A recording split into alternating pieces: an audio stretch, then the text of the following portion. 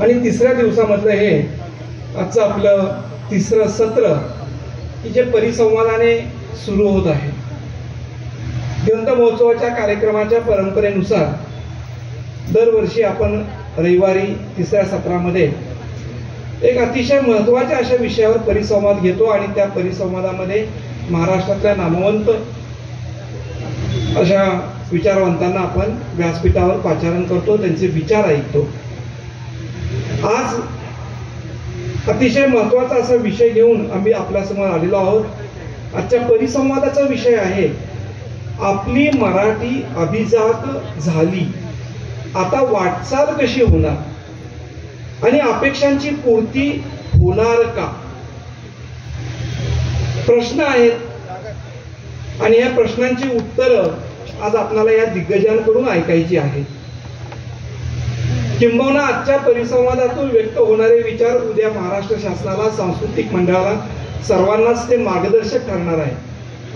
मराठी भाषा अभिजात झाल्यानंतर पुढे काय असा प्रश्न आमच्यासारख्या सामान्य मराठी माणसालाही तो पडलेला आहे आणि तुम्हा मंडळीला सुद्धा तो पडलेला आहे आणि म्हणून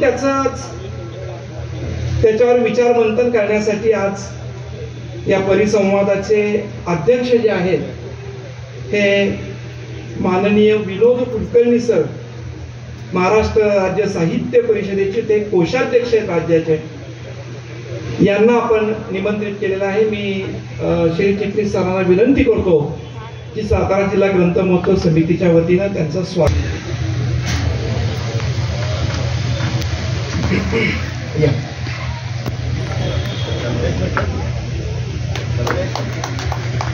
माननीय सर विना लांडगे सर यांनी करावं गुरु शिष्याचं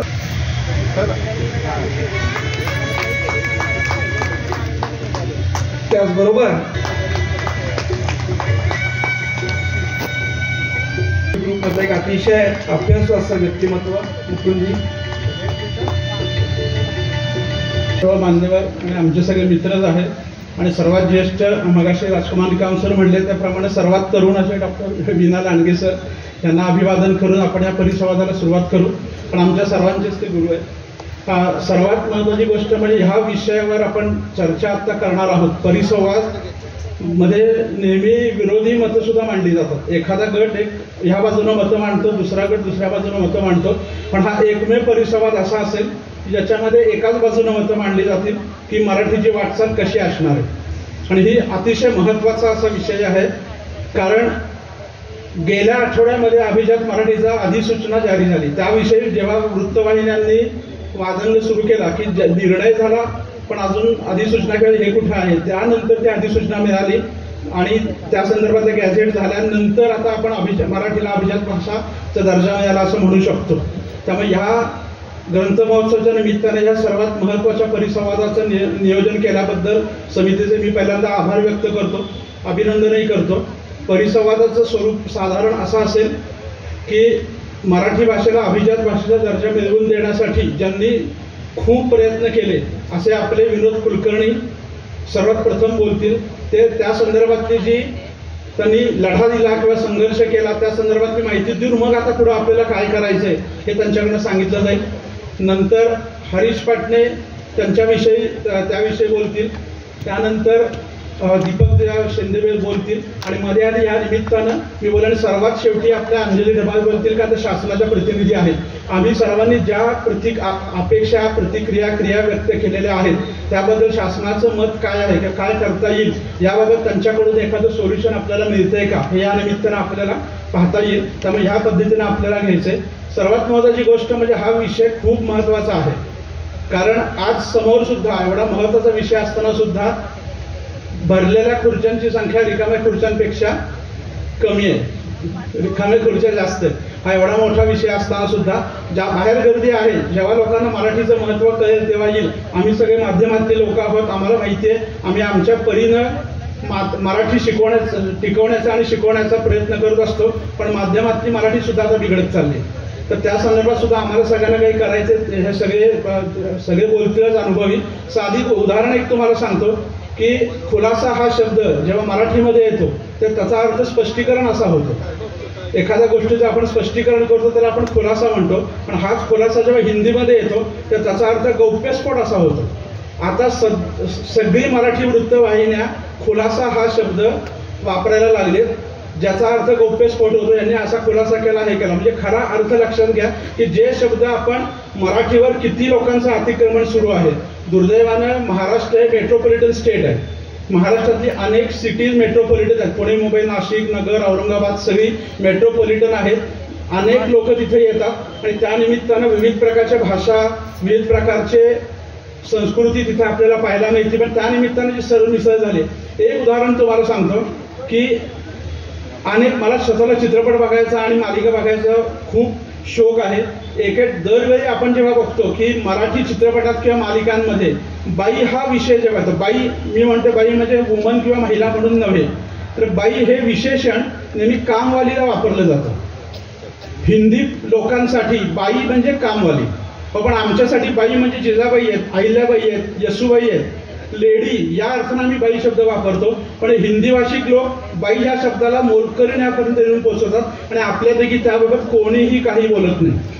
आपल्यातले मराठी सुपरस्टार आपण ज्यांना समजतो ते लोक जर हिंदीमध्ये जात असताना नोकराची किंवा अगदी कमकुवत भूमिका करत असतील तर असंच होणार आहे. रजनीकांत आणि कमल हसन हिंदीमध्ये येताना हिरो म्हणूनच येतात, पण आपले नट मात्र हिंदीमध्ये जाताना किरकोळ स्वरूपाच्या भूमिका घेतात. मग त्यांच्या नशिबी असाच प्रकारे येणार, आपल्या नशिबी असे शब्द येत राहणार. तर मग बाई अशा अनेक गोष्टी आहेत. अनेक चित्रपटांमध्ये, माध्यमांमध्ये मराठीचं एवढं विकृतीकरण केलेलं आहे आणि हे खूप मोठं आव्हान आपल्याला नजीकच्या काळात पेलावं लागणार आहे. खूप गोष्टी आहेत, खूप मोठं काम आहे. विनोद कुलकर्णी तिचा संघर्ष सांगतील, नंतर मध्ये मी जेव्हा बोलेन तेव्हा त्या गोष्टी काही सांगतीलच. पण एवढं मोठं काम आहे की आपण जेव्हा एखाद्या भाषेला अभिजात म्हणतो, क्लासिक जेव्हा असतं तेव्हा त्याला इतिहास आहे, पण त्या भाषेचा वर्तमान काय हे सुद्धा आपल्याला बघावं लागतं. आणि आत्ताचं वर्तमान असं आहे की नवी पिढी जरी आता बाहेर तिथं गर्दी असली तरी मराठीचा वापर आपण किती करतो. आपल्याला मराठीचा वापर करत असताना लाज वाटते, अशी परिस्थिती आज आहे. दुर्दैवाने सांगावं लागते, मराठी वापरणं म्हणजे मागास असणं असा अर्थ आज मेट्रोपॉलिटन सिटीमध्ये निश्चित निर्माण झालेला आहे. गुड मॉर्निंग म्हणायचं, सुप्रभात म्हणायचं नाही. सुप्रभात म्हणलं की तू गावाकडचा, चुकीचा, मागास, तुला ॲडव्हान्स तू नाही, या प्रकारचे शिक्के आपल्यावर बसतात. अशा अनेक गोष्टी आहेत. आज नव्या पिढीचे स्टेटस सिम्बॉल बदलले. त्यांना चुलीवरचं जेवण लागतं आणि गुळाचा चहा लागतो. पण हे जे पारंपरिक पद्धतीने आलेले पदार्थ आहेत, क्लासिकल पदार्थ आहेत, त्या ज्या मराठी भाषेत नाही ती मराठी भाषामध्ये त्यांना नकोय. उगीच अनेक शब्द जाणीवपूर्वक तुम्ही इंग्रजीचा वापर करायचा, इतर भाषांचा वापर करायचा. काही वेळेला अट्टहास पण करून चालत नाही, मलाही मान्य. अट्टहास करून चालत नाही, कारण समजा इंजिनियर हा शब्द आहे, इंजिनियर शब्दाला आम्ही लेखी भाषेमध्ये अभियंता शब्द वापरतो, हे निश्चित आहे. पण कुठलीही तरुणी आपल्या नवऱ्याचा परिचय करून द्यायचा असं हा अभियंता आहे असं कधीच म्हणणार नाही, ती इंजिनियर आहे असंच म्हणणार आहे. तर इंजिनियर आहे, डॉक्टर आहे, हे शब्द जे रूढ झालेले आहेत ते रूढ झालेले असू देत, ते त्याच पद्धतीने वापरले तर काही फरक पडत नाही. पण अट्टहास केला तर अनेक वेळा शासकीय मराठी भाषेमध्ये असा अट्टहास केला जातो आणि त्याच्यातनं अनेक गोंधळ तयार होतात. ही भाषा सुद्धा कशी सोपी करता येईल हे सुद्धा आपल्याला या निमित्तानं बघायचंय. शासकीय मराठी अवघड आहे, त्याचे अनेक अर्थ लागू शकतात, की अर्थ पण लागू शकत नाही, अशा गोष्टी आहेत. आज जर मराठी भाषा खरं जपली असेल ती दैनिकांनी जपली. मी दैनिकांनी म्हणतोय, प्रिंट मीडियाने म्हणतोय, वृत्तवाहिन्यांनी म्हणत नाही. तर त्यांनी भाषेचा फार बोजवारा उडवून टाकलेला आहे, हे आपल्याला निश्चित बघतोय आपण. काही चाललेलं असतं तिथं आपण बघत आहे. आणि मराठी भाषा म्हणजे आपल्याला एक सर्वात महत्त्वाचा विषय असा आहे की मराठीच्या अनेक भगिनी आहेत. आपण जर सावंतवाडी, कुडाळ, मालवण, देवगडला गेलो तिथं मालवणी आहे, तिथं कोकणी नाही. अनेकांचा गैरसमज आहे. कोकणी गोव्यात बोलली जाते आणि मालवणी ह्या 4 जिल्हा तालुक्यांमध्ये बोलली जाते. थोडं तुम्ही पुढे आलात, राजापूर, लांजा, रत्नागिरीला शुद्ध मराठी बोलली जाते, कोकणी बोलली जात नाही. थोडं तुम्ही संगमेश्वर, चिपळूणला आलात तर संगमेश्वरी बोलली आहे. तिथून तुम्ही पुढं खेड आणि चिपळूण, खेडच्या पुढे जेव्हा मंडणगड आहे तिथं बाणकोटी बोली आहे. तिथून तुम्ही पुढे गेला तर कोकणातली बोली अशी आहे. परत तुम्ही इकडं विदर्भामध्ये गेला तिकडे वेगळी वराडी भाषा आहे, इकडं अहिराणी भाषा आहे, खानदेशी भाषा, ज्या सगळ्या भाषा मराठीच्या भाषा भगिनी आहेत. म्हणजे जेव्हा मराठीला आपण क्लासिकल दर्जा दिला जातो तेव्हा ह्या भाषांना घेऊन आपल्याला पुढे जायचे, हे आपल्याला विसरून चालणार नाही. नुकता जो मराठी बिग बॉस झाला होता त्याच्यामध्ये एक वाद आला होता. त्याच्यामध्ये मालवणी भाषा मराठी आहे की नाही यावरनं वाद सुरू झाला होता. आणि हा वाद सुरू झाल्यावर जनआवाज निर्माण केला, त्याला सूत्रसंचालक रितेश देशमुखने सुद्धा झापलं होतं की मालवणी ही मराठीच आहे.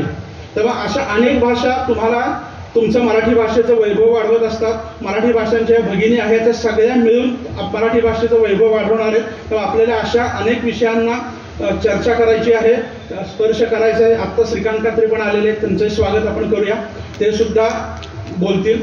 आत्ता जो क्रम ठरवला त्याच्यामध्ये त्यांना आपण एक स्थान देऊ. आणि या निमित्तानं मी फक्त आता प्रस्तावना केलेली आहे, जेव्हा एखाद्या व्यक्ती बोलतील त्या निमित्तानं जे माझ्यासमोर मुद्दे येतील ते मी बोलीन. की सर्वात प्रथम श्रीकांत कात्रे यांचा सत्कार श्री शिट्टीस करते.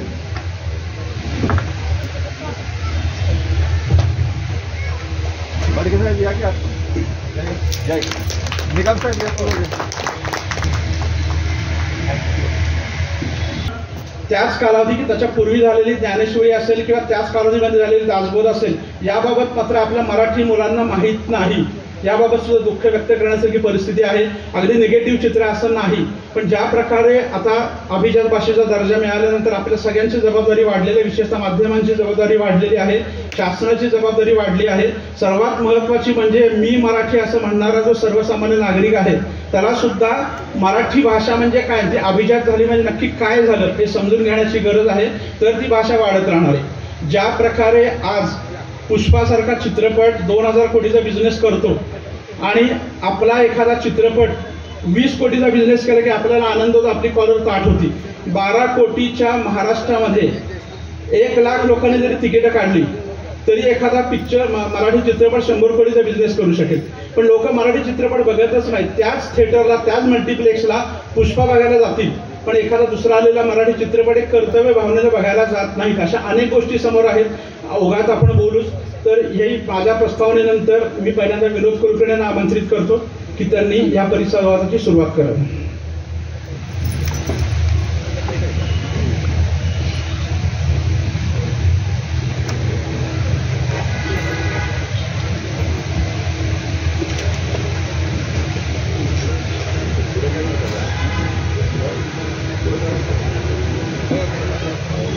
कुलकर्णी साहेब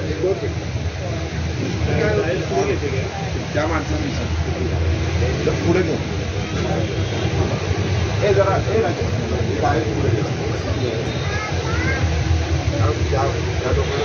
जिल्हा ग्रंथ महोत्सवाच्या आजच्या परिसंवादाच्या विषयाला उपस्थित असलेले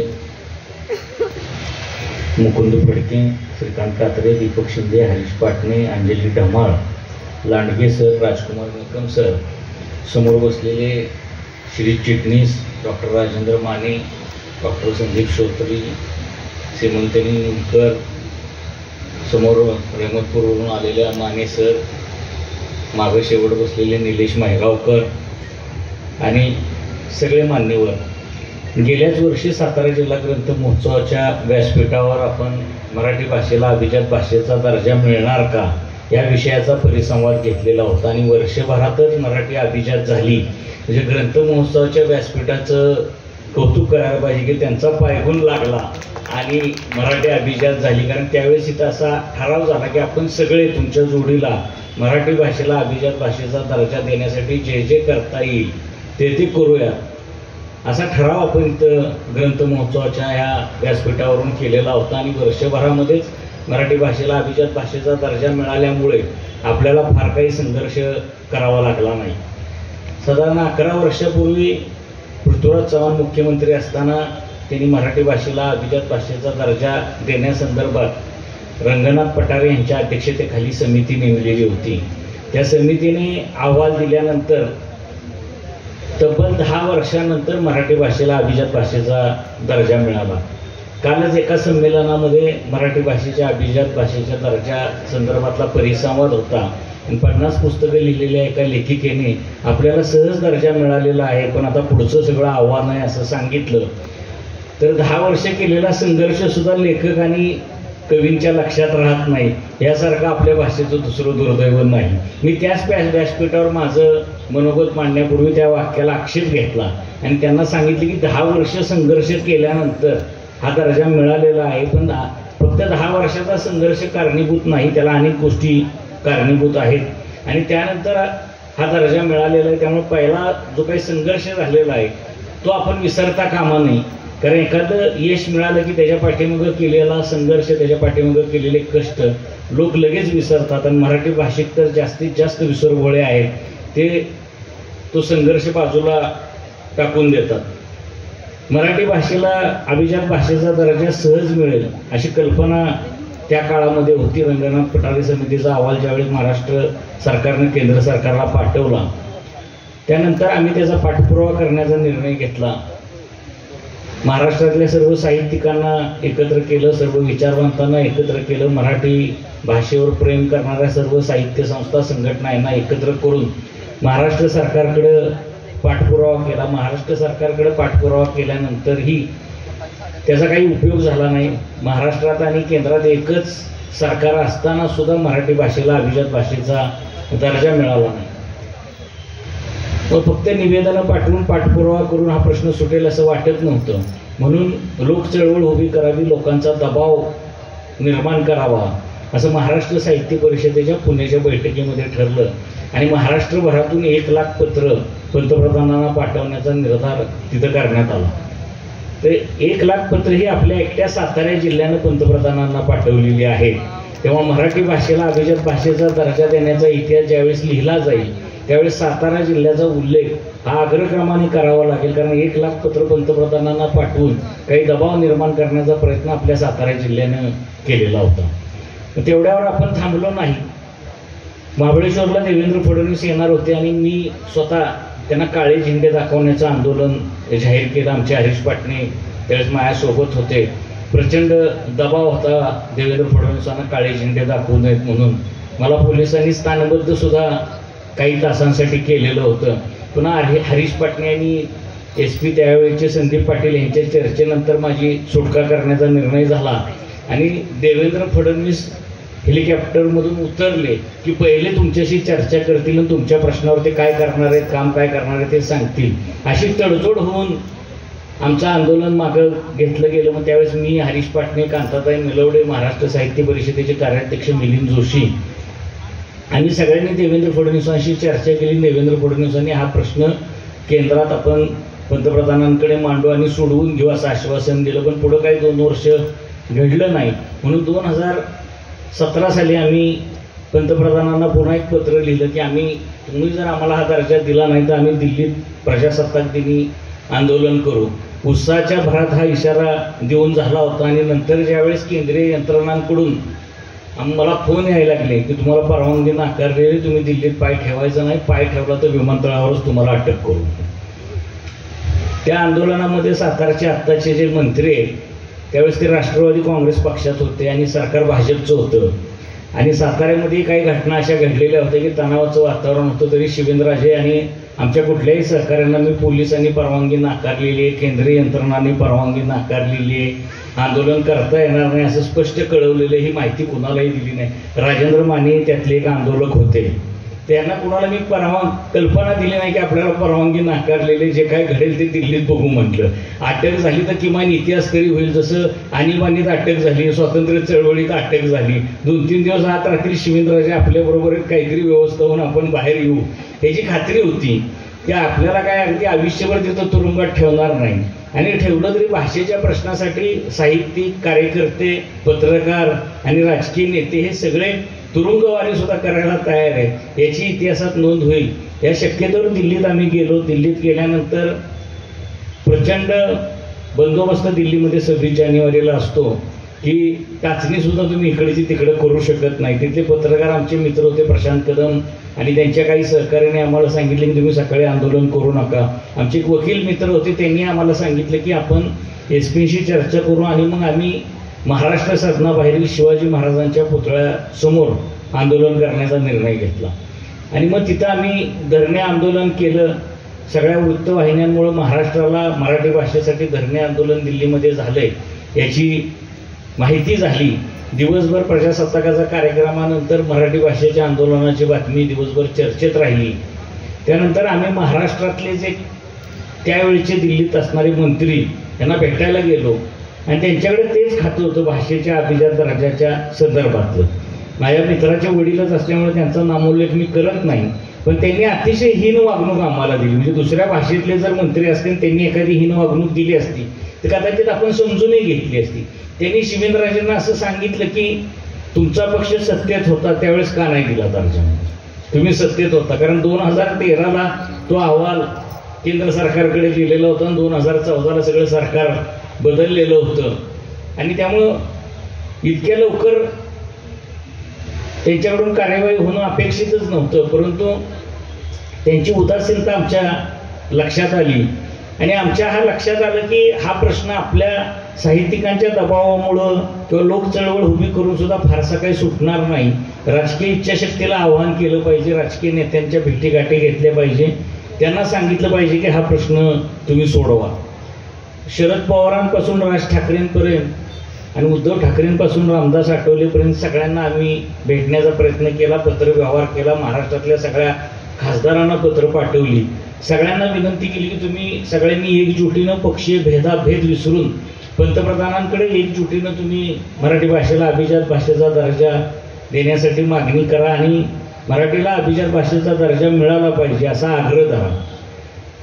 शरद पवार त्या पत्रावर मोदींना एकदा भेटले पंतप्रधानांना आणि त्यांनी पंतप्रधानांशी चर्चा केली.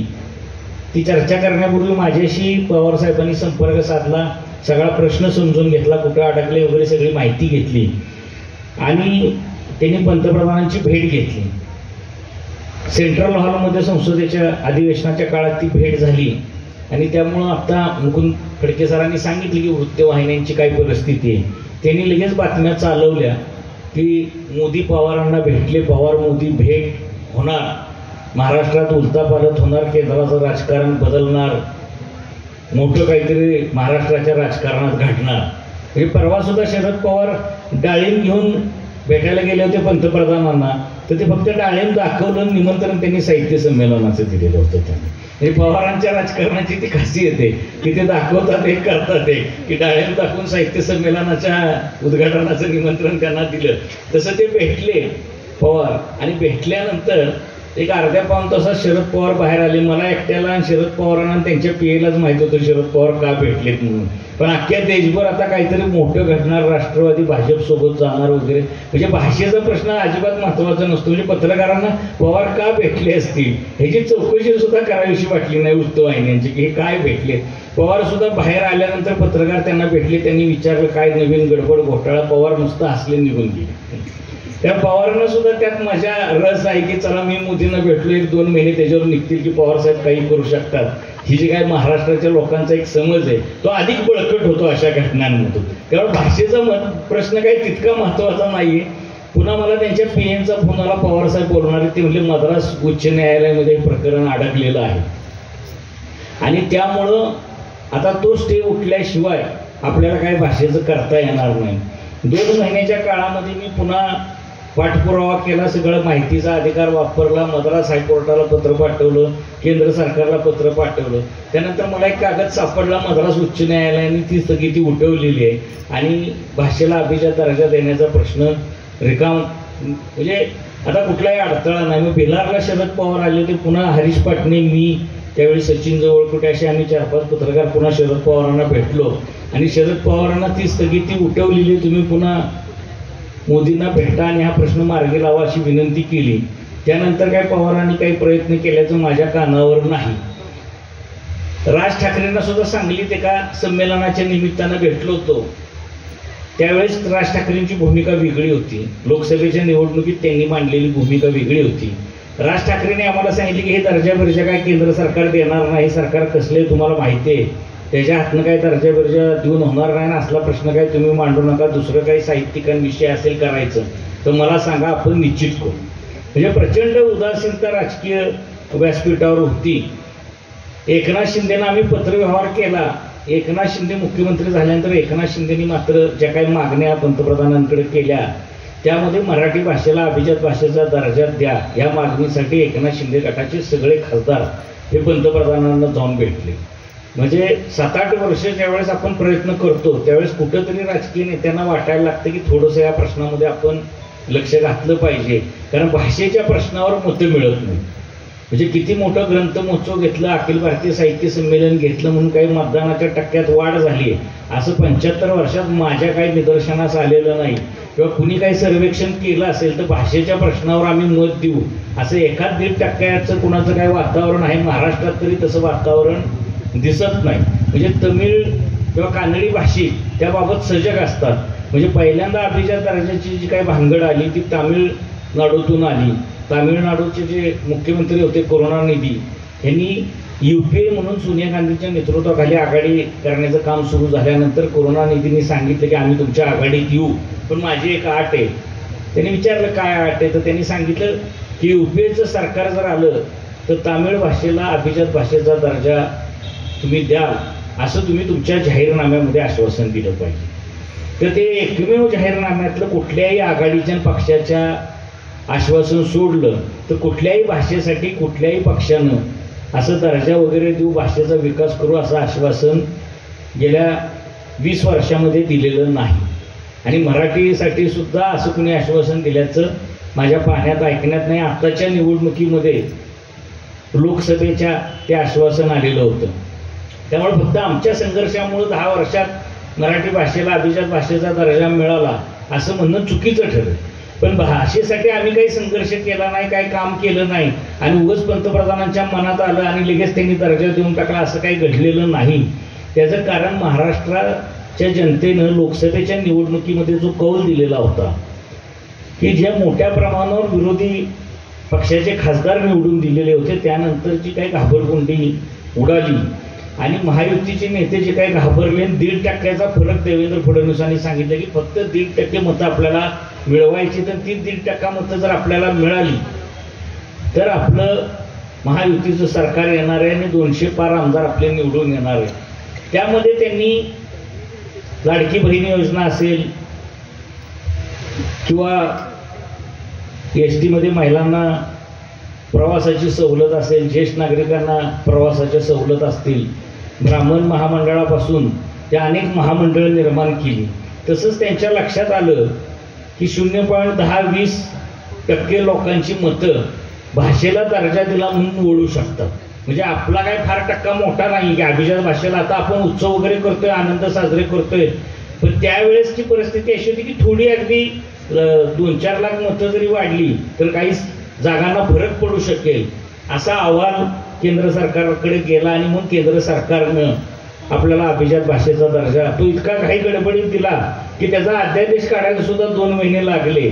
आणि ज्यावेळेस वृत्तवाहिन्यांनी आवाज उठवण्याच्या आधी संजय राऊत त्यावेळेस बोलले की भाषेला अभिजात दर्जा देण्याचा निर्णय हा सुद्धा एक जुमला आहे आणि असा जुमला शब्द वापरून टीका केल्यानंतर ताबडतोब उदय सामंत काही लोक घेऊन दिल्लीत गेले आणि ते दर्जाची कॉपी घेऊन आली. पण अजून सुद्धा त्या दर्जाची कॉपी मी बघितलेली नाही. म्हणजे मी 10 वर्ष चळवळ करतोय आणि इथं कोणी बघितली असेल तर मला माहिती नाही, किंवा आता अंजलीताई व्यासपीठावर आहेत त्यांनी बघितली असेल तर माहीत नाही, ते त्या विभागातच काम करतात.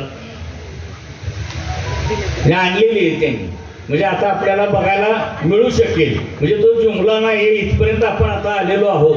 तर मराठी भाषेला अभिजात भाषेचा दर्जा देण्याचा प्रश्न हा लोकसभा निवडणुकीच्या निकालानंतर मार्गी लागला. पण 10 वर्ष जे काही त्याच्यासाठी आपण पेरणी केली, महाराष्ट्रात लोक चळवळ उभी केली, त्यामुळे 0.10-0.20 पर्यंत लोक जागृती झाली, तेवढं मतदान फिरू शकेल अशी भीती केंद्र सरकारला वाटली आणि प्रेमापोटी नाही तर भीतीपोटी हा दर्जा आपल्याला दिलेला आहे.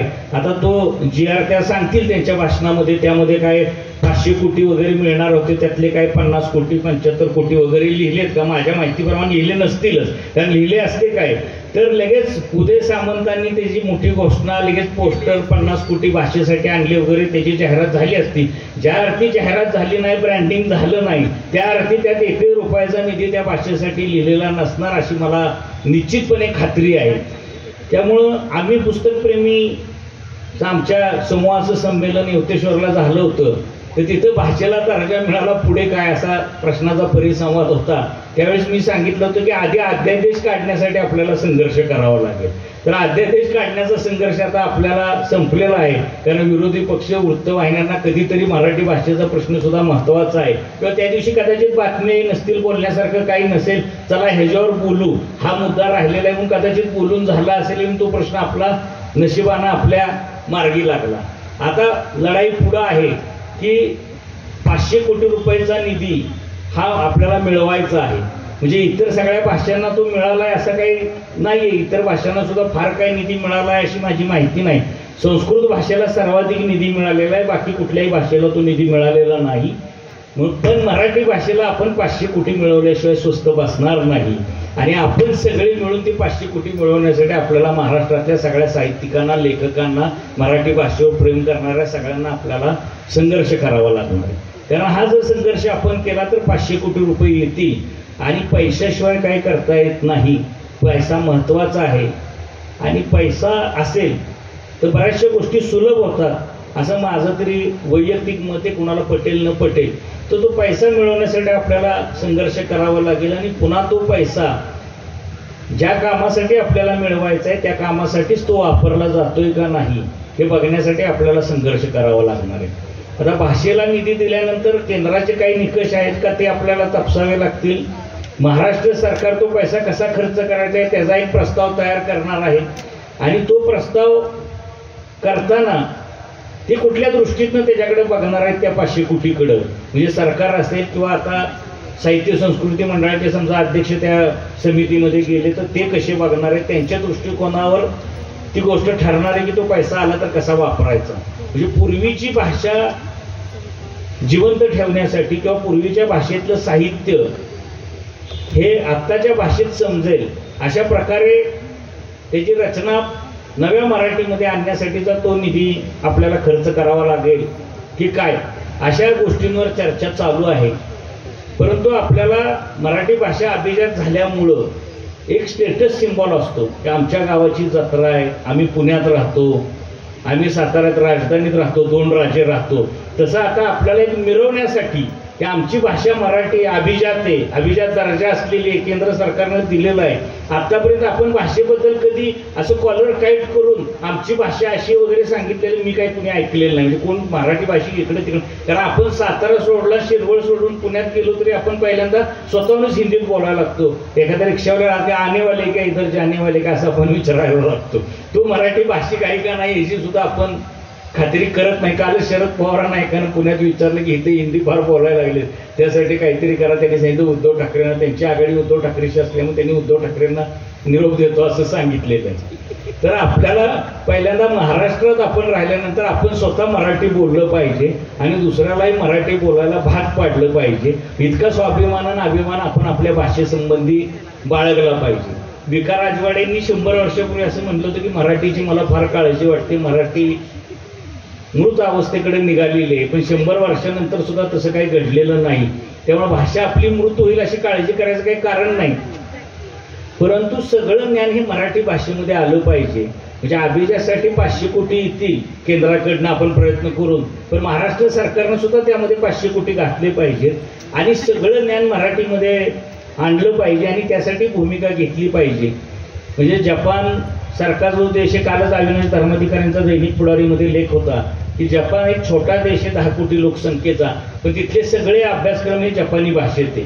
आपल्याकडे आपण असं बोलायला लागल्यानंतर ते एखादा वैद्यकीय भाषेतला एखादा शब्द सांगतात की ह्याचं मराठीत भाषांतर कसं करणार ते सांगा.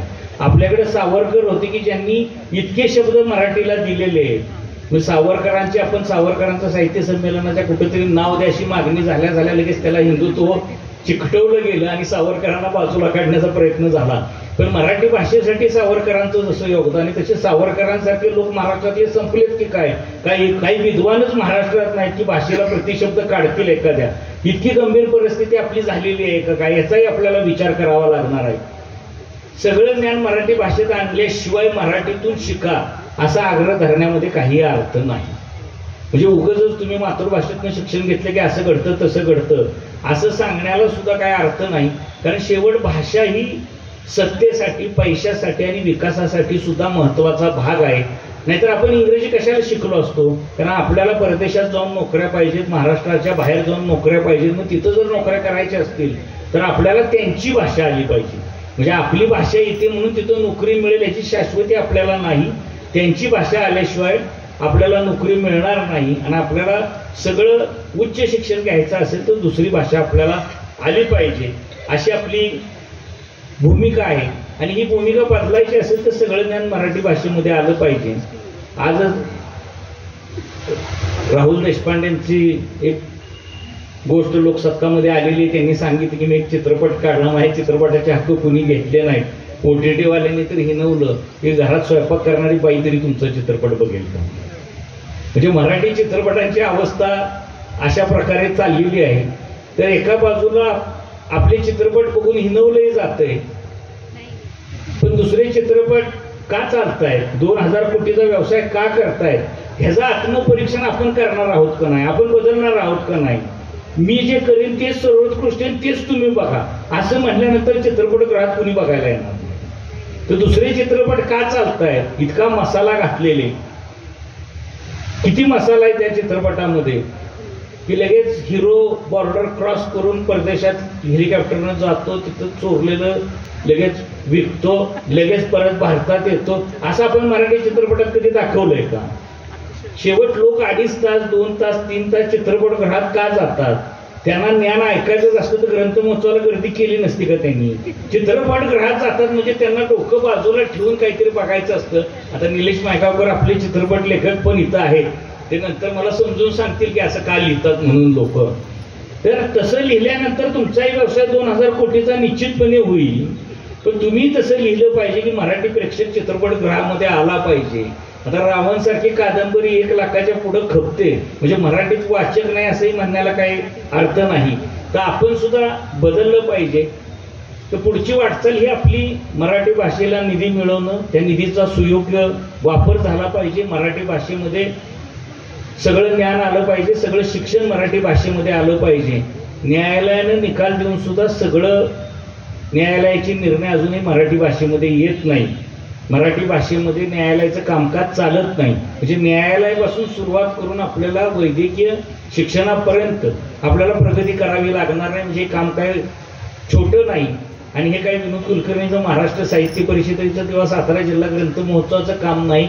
आपल्या सगळ्यांना त्यामध्ये हिरिरीनं सहभाग घ्यावा लागेल, आपल्या सगळ्यांना त्यामध्ये उतरावं लागेल. सगळ्यांना आपल्याला आपली भाषा जर टिकवायची असेल, आपल्या भाषेवर आपलं प्रेम आहे हे सिद्ध करायचं असेल तर आपल्याला सगळ्यांना सामूहिकपणे त्यासाठी प्रयत्न करावा लागेल. आणि आपल्याला आता माझ्या गावची जत्रा आहे तशी माझ्या अभिजात भाषेची जत्रा आहे आणि त्या जत्रेत हे करायचंय असं ठरवून आपल्याला वागावं लागेल. तर एकूण सगळी मी पार्श्वभूमी सांगितलेली, आणखी बऱ्याच वक्त्यांना बोलायचंय. तर सरकारच्या बाजूनं आपण नाही आणि सरकारच्या विरोधातही आपण नाही. सरकार जे चांगलं करेल त्याला आपण निश्चितपणे चांगलं म्हणू, सरकार जे वाईट करेल त्यावेळेस आपण वाईटही त्यांच्याबद्दल भूमिका मांडू. अभिजात भाषेचा दर्जा सरकारने दिल्यानंतर तो GR कधी ना कधी निघणार ह्याची मला खात्री होती. त्यामुळं नाही निघाला तर संघर्ष करावा लागेल अशी माझी भूमिका होती. पण GR निघाल्यामुळे आता आपलं 50% काम हलकं झालेलं आहे आणि 50% कामासाठी आपल्याला प्रयत्न करावे लागतील. सातारा जिल्ह्यात सुदैवाने 4 मंत्री महाराष्ट्र सरकारमध्ये आहेत. त्यामुळे सातारा जिल्ह्याची भूमिका पहिल्या दिवसापासून मराठी भाषेला अभिजात दर्जा मिळावा यापासून तिचे सगळे फायदे मिळावेत अशी राहिलेली आहे. त्यामुळे हे 4ही मंत्री आपल्या या भूमिकेच्या पाठीशी निश्चितपणे उभे राहतील आणि महाराष्ट्र सरकार आणि केंद्र सरकारकडून आपल्याला हवं ते आपण निश्चित भविष्यात करून घेऊ अशी ग्वाही देतो आणि थांबतो.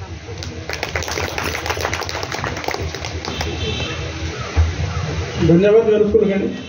तुम्ही मराठीला अभिजात भाषेचा दर्जा मिळावा म्हणून संघर्ष केलाच आणि आता आगामी कालावधीमध्ये कशा प्रकारचा संघर्ष करायची दिशा पण दाखवून दिलेली आहे.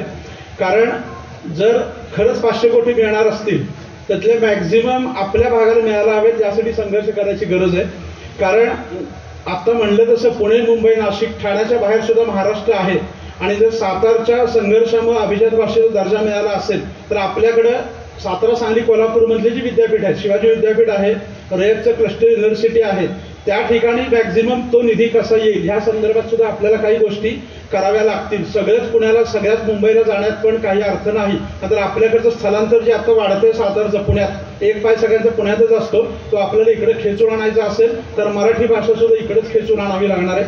निश्चितच ह्या प्रकारच्या संघर्षाची भूमिका आपल्याला आगामी कालावधीत करावी लागणार आहे. जेव्हा संस्कृतचा विषय विनोद कुलकर्णींनी सांगितला, संस्कृतला जेव्हा दर्जा मिळाला त्यानंतर देशामध्ये संस्कृतची 3 विद्यापीठं स्थापन झाली, ज्याच्यामध्ये फक्त संस्कृत भाषेला महत्त्व देण्यात आलं. तर आपल्याला त्या पद्धतीने पण पाठपुरावा करावा लागेल की मराठी भाषेसंदर्भातच फक्त विद्यापीठ स्थापन होतंय का, या संदर्भात करावं लागेल. आत्ता जनरल विद्यापीठामध्ये मराठी भाषेचा एक विभाग असतो, त्या ठिकाणी मराठी भाषा शिकवली जाते. पण जर आपल्याला मराठी भाषेसाठी असं विशिष्ट विद्यापीठ करता आलं तर तो 500 कोटीचा निधीचा काही भाग निश्चितच आपल्याकडे येईल. ह्या संदर्भात सुद्धा आगामी कालावधीमध्ये आपल्याला काहीतरी करावं लागेल. विनोद कुलकर्णींनी मागचा संघर्ष सांगितला, पुढील संघर्षाची दिशा दिली आणि त्यांच्या या संघर्षामध्ये आणि पुढच्या संघर्षामध्ये सुद्धा खांद्याला खांदा लावून होते ते हरीश पाटणे. तर ते काय भूमिका मांडतात मी त्यांना आमंत्रित करतो की त्यांनी आपले विचार व्यक्त करावे.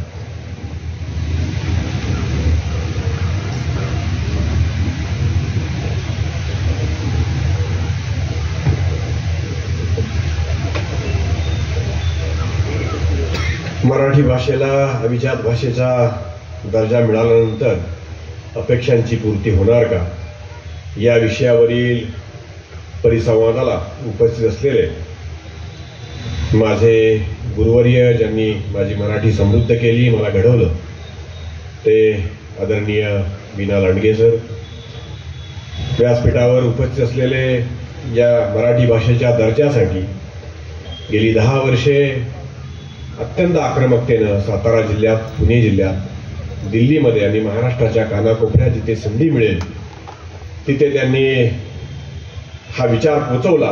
ते माझे मित्र विनोद कुलकर्णी, व्यासपीठावर आवर्जून उपस्थित असलेले सन्माननीय मुकुंदजी फडके सर, श्रीकांतजी कात्रे सर, दीपक शिंदे आणि मराठी राजभाषेच्या उपसंचालिका आणि आम्ही दोघं एकाच मातीतून आलोय त्याच्या भगिनी अंजलीताई ढमाळ, व्यासपीठाच्या समोर असलेले सन्माननीय श्री चिटणीस, ज्यांचा उल्लेख आत्ताच मुकुंद फडकेंनी ते पुण्याकडे सातत्यानं असतात या अनुषंगानं केला, ते श्रीजी चिटणीस, डॉक्टर राजेंद्र माने, सन्माननीय निकम सर, कुलकर मॅडम, श्रोत्री सर, व्यासपीठाच्या समोर असलेले अनेक साहित्यिक, वाचक, विशेषतः माझा मित्र निलेश. खरं तर मुकुंदजी रिकाम्या खुर्च्यांच्या समोर बोलायची आता सवय राहिलेली नाही, परंतु मराठी वाचक असेल, मराठी श्रोते असतील, त्यांना मराठी भाषेविषयी, मराठी भाषेच्या अभिजात दर्जाविषयी किती गांभीर्य आहे हे गेली 10 वर्ष मी आणि विनोद खूप जवळून पाहतोय, अनुभवतोय. म्हणजे एक लेखिका जर सहजपणे आपल्याला मराठी भाषेचा दर्जा मिळाला असं म्हणत असेल तर मला त्या संबंधित लेखिकेच्या बुद्धीची आणि तिच्या अभ्यासाची कीव करावीशी वाटते. मराठी भाषेच्या दर्जासाठी, मराठी भाषेच्या अभिजात लढ्यासाठी माझ्या सहकार्यानं किंवा अन्यही काही आमच्या मित्रांनी जे काही परिश्रम घेतले त्या परिश्रमाला तोड नाही. किंबहुना मराठी भाषेला अभिजात भाषेचा दर्जा मिळावा यासाठी महाराष्ट्रातल्या लेखकांनी, महाराष्ट्रातल्या पत्रकारांनी, महाराष्ट्रातल्या विद्वानांनी, विचारवंतांनी एकत्र यावं, यासाठी आम्ही जी भूमिका मांडली होती, आम्ही जी हाक दिली होती, तिला साधा प्रतिसाद या साध्या लेखकरावांनी दिला नव्हता. हे सुद्धा या ग्रंथ महोत्सवाच्या व्यासपीठावरून मी अत्यंत जबाबदारीने सांगितले. जेव्हा जेव्हा अशी भूमिका घेऊन आम्ही रस्त्यावर उतरलो, जेव्हा जेव्हा महाराष्ट्र शासनाच्या, केंद्र शासनाच्या जबाबदार अधिकाऱ्यांच्या विरोधामध्ये संघर्ष केला, तेव्हा तेव्हा आमच्या भूमिकेला प्रतिसाद म्हणून सुद्धा हे लेखक किंवा ज्यांचे हजारो पुस्तकं आहेत अशी माणसं आमच्यासोबत आली नव्हती, ही वस्तुस्थिती आहे. तरी सुद्धा अभिजात दर्जासाठी आम्ही तो काही त्या काळात संघर्ष केला. दिल्लीमध्ये जाऊन विनोदनं नाव घेतलं नसेल, प्रकाश जावडेकरांच्या समोर जाऊन आम्ही ठिय्या आंदोलन केलं. त्यांनी सुद्धा मंत्री असूनही त्या काळात आम्हाला प्रतिसाद दिला नाही. परंतु या दर्जाच्या लढ्यासाठी साहित्य परिषद असेल, मराठी भाषेची जी आयुधं वापरता येतील त्या आयुधांच्या माध्यमातून त्या व्यासपीठावर संघर्ष करायचा आम्ही थांबलो नाही. विनोदनं या सगळा प्रवास मांडला. एक गोष्ट सांगायची राहून गेली ती मला सांगावी लागेल. याच व्यासपीठावर गेल्या वर्षी आम्ही ठराव मांडला असं सांगितलं होतं. मला आवर्जून श्री चिटणीस आणि त्यांच्या सहकार्याचा अभिमान वाटतो की याच व्यासपीठावर मराठी भाषेला अभिजात भाषेचा दर्जा कधी मिळणार या विषयावर आम्ही अत्यंत आक्रमक भूमिका घेतली होती. आणि या ग्रंथ महोत्सवाला, सातारा जिल्हा ग्रंथ महोत्सवाला फार दर्जा आहे आणि हे दर्जेदार व्यासपीठ असल्यानं या दर्जेदार व्यासपीठानं तातडीनं ठराव करावा आणि तो राज्याला आणि केंद्राला पाठवावा आणि तातडीनं मराठी भाषेला अभिजात भाषेचा दर्जा द्यावा ही सातारा जिल्ह्यातल्या तमाम वाचकांची या ग्रंथ महोत्सव समितीची अपेक्षा आहे. असा ठराव करा अशी भूमिका आपण मांडली होती. त्या भूमिकेला अनुसरून गेल्या वर्षी याच परिसंवादाच्या व्यासपीठावर आपण ठराव मांडला. विनोद आणि मला अभिमान वाटतो याच परिसंवादाच्या व्यासपीठावर 1 वर्षानंतर आम्ही इथं उपस्थित आहेत त्यावेळी मराठी भाषेला अभिजात भाषेचा दर्जा मिळालेला आहे. आणि म्हणून या ग्रंथमहोत्सव चळवळीचा कार्यकर्ता म्हणून या व्यासपीठावर गेली अनेक वर्षे वावरतोय म्हणून किंबहुना यावर्षी 125वी जयंती तर्कतीर्थांची आहे. त्या अनुषंगानं या व्यासपीठाला तुम्ही तर्कतीर्थांचं नाव दिलंय म्हणून या चळवळीचा कार्यकर्ता म्हणून निश्चितपणे या विषयाचा अभिमान वाटतो. विनोद सांगितलं ते खरे. अभिजात भाषेचा दर्जा मिळाला. 1 वर्षाच्या या मधल्या कालावधीमध्ये सुद्धा बरंच काही झालं. निवडणुका तोंडावर होत्या. केंद्र सरकार आणि राज्य सरकार जिथं मिळेल तिथं जे ते देण्याचा प्रयत्न करत होते. अशाच पार्श्वभूमीवर महाराष्ट्राचे राज्यपाल सातारा जिल्ह्याच्या दौऱ्यावर होते. सातारा जिल्ह्याच्या दौऱ्यावर असताना निवडक संपादकांचं शिष्टमंडळ राज्यपालांनी निमंत्रित केलं होतं.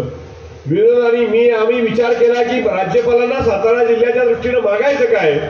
परंतु त्याच्या तल्लक डोक्यातनं हा विचार आला की आपल्याला हेच मागायचंय, मराठी भाषेला अभिजात भाषेचा दर्जा मिळाला पाहिजे. यासाठी महाराष्ट्राचे राज्यपाल म्हणून तुम्ही केंद्राकडे शिफारस करा ही महाराष्ट्राची मराठी भाषिकांची मागणी आहे. आम्ही त्या शिष्टमंडळाच्या वतीनं राज्यपालांना विनंती केली की साहेब तुम्ही आलाय, आमची इथं काहीच मागणी नाही परंतु मराठी भाषेला अभिजात भाषेचा दर्जा मिळाला पाहिजे.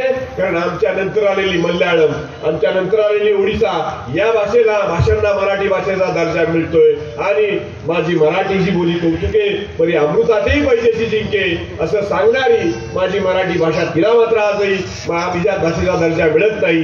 विवेक सिंधू असेल, लीळाचरित्र असेल, ज्ञानेश्वरी असेल असे कितीतरी ग्रंथ आहेत की जे ग्रंथ मल्याळम आणि ओडिशा भाषेच्या अगोदर जन्माला आलेले. अशा भाषेला माझ्या मराठी भाषेला अभिजात भाषेचा दर्जा मिळत नाही आणि इतर भाषांना दर्जा मिळतो. त्यामुळं तुम्ही या विषयावर महाराष्ट्राचे राज्यपाल म्हणून मराठी भाषिकांच्या बाजूनं केंद्र सरकारने शिफारस करा. मला आठवतंय राज्यपाल गेल्यानंतर 8व्या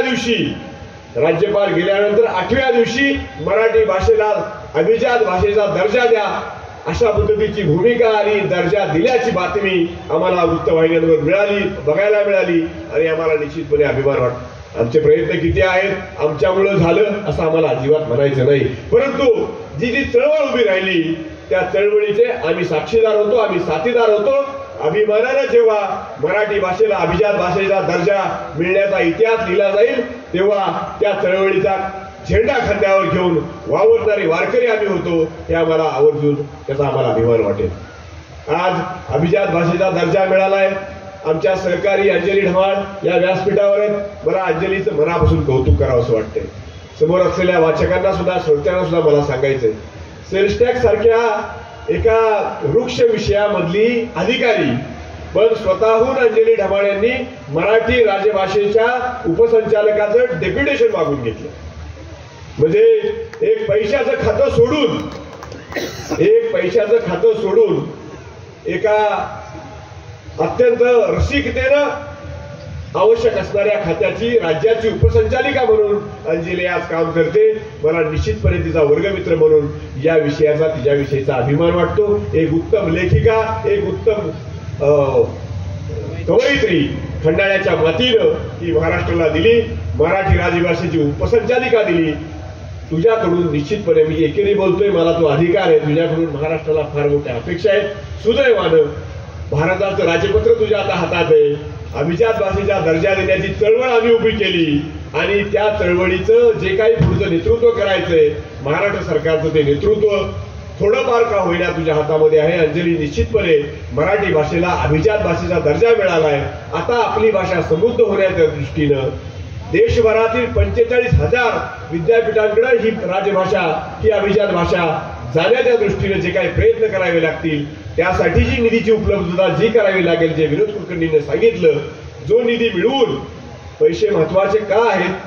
कारण 500 कोटीचा निधी मिळाल्यानंतर मराठी भाषेच्या संदर्भानं जिथं जिथं जो अभ्यास मांडावा लागेल, जे ग्रंथ करावे लागतील, जे विचार मांडावे लागतील, त्या दृष्टीने जे प्रयत्न करावे लागतील त्यासाठी हा निधी निश्चितपणे उपलब्ध करून त्या निधीचा सुयोग्य असा वापर करण्याच्या दृष्टीनं या निधीची आवश्यकता आहे. आज आपण पाहतो अनेक महापुरुषांच्या संदर्भामध्ये आपण पुस्तकं वाचतो, परंतु अत्यंत वादग्रस्त पुस्तकं महाराष्ट्रामध्ये अनेक महापुरुषांच्या विषयामध्ये निर्माण झालेली. आपण शिवाजी महाराजांची शिवजयंती सुद्धा 2-3 वेळा साजरी करतो. म्हणजे एक काहीतरी निश्चित झालं पाहिजे. पुस्तकांच्या संदर्भामध्ये सुद्धा या अनुषंगाने विचार झाला पाहिजे की महापुरुषांच्या पुस्तकांच्या मध्ये तरी कुठेतरी संशोधन झालं पाहिजे आणि कुठेतरी एक वाक्यता आली पाहिजे. छत्रपती शिवाजी महाराज असतील, छत्रपती संभाजी महाराज असतील, छत्रपती शाहू महाराज असतील किंवा छत्रपतींचे वारसदार असतील, ज्यांनी इतिहास निर्माण केला त्यांच्या संदर्भामध्ये जी पुस्तकं निर्माण होतील त्यामध्ये एकवाक्यता असली पाहिजे. त्या अनुषंगाने संशोधनाची भूमिका ही भविष्य काळामध्ये या अभिजात भाषेच्या दर्जाच्या अनुषंगाने जो निधी दिला जाईल त्यामध्ये घेतली गेली पाहिजे अशी सूचना सुद्धा या व्यासपीठावरून या चळवळीचा एक घटक म्हणून मी निश्चितपणे करतो. मला सांगायला अभिमान वाटतो या चळवळीमध्ये गेली कित्येक वर्षे आम्ही आहे. भविष्य काळात सुद्धा अंजली सरकारची संघर्ष करायची वेळ आली तर ती संघर्षाची भूमिका एक पत्रकार म्हणून आम्ही निश्चितपणे घेऊ. मला वाटते जोपर्यंत तू त्या पदावर आहे तोपर्यंत ही संघर्षाची भूमिका तू निश्चितपणे आम्हाला घेऊ देणार नाहीस. एक चांगली वाटचाल या निमित्तानं सातारा जिल्हा ग्रंथ महोत्सव चळवळीची सुरू आहे. या चळवळीचा एक पाईक म्हणून या व्यासपीठावरून एक चांगला विचार या निमित्तानं गेला आणि मराठी भाषेला अभिजात भाषेचा दर्जा मिळाल्यानंतर पुढच्या प्रयत्नामध्ये हा दर्जा टिकवून ठेवणं आणि अभिजात भाषा म्हणून जे काही मराठी समृद्ध करण्यासाठी जे आपल्याला प्रयत्न करावे लागतील ते प्रयत्न करण्यामध्ये आपण संयुक्तपणे सर्वजण काम करू असं सांगून मी आपली रजा घेतो. धन्यवाद. जय हिंद, जय महाराष्ट्र. धन्यवाद हरीश. नेहमीच्या लेखणीमध्ये जी तळपता आहे तीच त्यांच्या वाणीमध्ये पण आहे ती दिसली आणि या संघर्षाचं पुढारपण करायचं सुद्धा त्यांनी आपोआप सूचित केलेलं आहे. त्याबद्दल त्यांचं अभिनंदन. आणि त्यांनी जे विविध मुद्दे मांडले, महापुरुषांचा विषय अतिशय महत्त्वाचा आहे. कारण गेल्या काही वर्षांच्या कालावधीमध्ये टार्गेटेडच काही महापुरुषांचं आपण फक्त एक उदारीकरण करत होतो किंवा त्यांचं विरोधी पण लिखाण केलं जात होतं. या निमित्तानं मराठी भाषा समृद्ध करणारे जे कोण आहेत त्यांचा सगळ्यांचा विचार व्हायला पाहिजे. आपण ज्या व्यासपीठावर आहोत त्या व्यासपीठाचं नाव आज यशवंतराव चव्हाण व्यासपीठ आहे. या नगरीचं नाव तर्कतीर्थ लक्ष्मण शास्त्री जोशी आहे. आज विकिपीडियाच्या तोडीचा विश्वकोश ज्या माणसाने दिला तर्कतीर्थ लक्ष्मण शास्त्री जोशी, त्यांनी 18 खंड दिले. हे मोठं काम आपल्या सातारा जिल्ह्याने केलं. यशवंतराव चव्हाण महाराष्ट्राचे पहिले मुख्यमंत्री होते. तेव्हाच जर खरा अभिजात मराठी भाषेचा प्रस्ताव गेला असता तर यशवंतराव चव्हाणांनी महिनाभराच्या आत तो दिला असता याची आम्हा सगळ्यांना खात्री आहे. पण तेव्हा तो विषय समोर आला नव्हता म्हणून झाला नाही. पण उशिरा कळीना तो झाला आणि नजीकच्या कालावधीमध्ये आपल्याला काय संघर्ष करावा लागणार आहे हे हरीश पाटणे, विनोद कुलकर्णी दोघांनी पण सांगितलेलं आहे. त्याच्यामध्ये महत्त्वाचा विषय तो अनुवादाचा. अनुवादासाठी सुद्धा ह्या मराठी भाषेच्या जो निधी येणार आहे त्यातनं पैसे दिले जातात. आत्ता AI चं तंत्रज्ञान आहे, गुगल ट्रान्सलेट आहे. तुम्ही कोणत्याही भाषेचं ट्रान्सलेशन करू शकता. पण ते अमानवी आहे. अमानवीचा अर्थ मी इनह्युमन म्हणजे भीषण म्हणत नाही तर अनह्युमन आहे. कारण त्याचे वेगळे शब्द येतात. तुम्ही साधा एक उच्चार करून बघा. तुम्ही केस, मी लॉचा स्टुडंट असल्यामुळे केस जर टाकलं तर केसचा अर्थ खटला यायला पाहिजे. पण केसचा अर्थ अनेक वेळा गुगल ट्रान्सलेटला पेटी असा येतो. कारण केसचा अजूनही सुटकेस हा अर्थ पेटी पण आहे. अशा अनेक गोष्टी आहेत की तुम्ही गुगल ट्रान्सलेट असेल आणि AI तंत्रज्ञान आहे ते अनुवाद तुम्हाला व्यवस्थित करून देईल असं नाही. तर ह्या संदर्भात सुद्धा आपल्याला भविष्यात काम करावं लागणार आहे. एक या निमित्ताने एक गोष्ट सांगतो की अनुवाद करणं आणि तो कशा प्रकारे वापरला जाऊ शकतो. आपल्या सगळ्यांना रोजा चित्रपट माहिती असेल. रोजा चित्रपटामध्ये जेव्हा तो मूळ तमिळ पिक्चर होता म्हणजे तो पिक्चर तमिळ होता, तो हिंदीमध्ये जेव्हा आणला तेव्हा त्याचं भाषांतर झालं, अनुवाद झाला, ते जे डायलॉग होते सगळे ते मजा बघा कशी आहे. जर भाषांतर करताना तुम्ही डोकं वापरलं नाही किंवा भान ठेवलं नाही तर काय होऊ शकतं. तर त्या चित्रपटामध्ये एक प्रसंग असा आहे की काश्मीरला ते हनीमूनला जातात, तर दहशतवादी नवऱ्याला तिच्या पळवतात आणि ती आरडाओरडा करत खाली येते, ती तमिळ भाषेमध्ये आरडाओरडा करते. सगळे जे सैनिक आहेत ते हिंदी आहेत, ती काय बोलती कोणाला कळत नाही, त्यामुळे कोणी तिच्याकडे लक्ष देत नाही. काहीतरी बोलती असं तमिळमध्ये आपल्याला कळतं की तमिळमध्ये बोलते, त्या हिंदी लोकांना तमिळ येत नाहीये, तर ते त्याच्याकडे लक्ष देत नाही. आता हा चित्रपट जेव्हा हिंदीमध्ये आला त्या भाषांतर त्या हिरोईनला म्हणजे मधुच्या तोंडी हिंदी डायलॉग होते, मग यांना कळायला पाहिजे, पण कोणच लक्ष देत नाही. याच्याकडे गैरसमज कसा निर्माण होतो बघा, की ही एखाद्या नवरा तिचा पळवलेला आहे, ती एवढे हिंदीमध्ये सांगते तर एकही सैनिक लक्ष देत नाही, हा समज निर्माण होऊ शकतो. त्या ठिकाणी भाषांतराचं भान असं पाहिजे होतं की तेवढे डायलॉग तमिळमध्ये घ्यायला पाहिजे होते, कारण लोक माहिती घाबरलेल्या अवस्थेत आपल्या स्वतःच्या भाषेत बोलतात, दुसऱ्या भाषेत बोलत नाही. तर तुम्हाला तिथं ते तसे भाषेत बोलायला पाहिजे होतं. ते भान जर पाळलं गेलं नाही तर अनुवादाच्या अशा अनेक गमती जमती होतात. आणि त्यामुळे मला तो चित्रपट बघताना आला, ही हिंदीमध्ये बोलतेय, ते हिंदी काश्मीरी सैनिक आहेत, त्यांना हिंदी येते, ते का प्रतिसाद देत नाहीये, सगळे पाठ फिरून उभे राहतात, अशा प्रकारचा गैरसमज होऊ शकतो. त्यामुळे जेव्हा मराठी भाषेला अभिजात दर्जा झाला, जे आपलं साहित्य इतरत्र जाणार आहे किंवा इतर साहित्य आपल्याला मराठीत आणायचं असेल तरी अनुवादाची परंपरा सुद्धा आपल्याला सजगपणे जागरूकपणे पुढे रेटावी लागणार आहे. हरीश पाटलांनी त्यांच्या भाषणामध्ये काही मुद्दे मांडले. आता दीपक शिंदेना मी आमंत्रित करतो की त्यांनी त्यांचे मुद्दे मांडावे. धन्यवाद.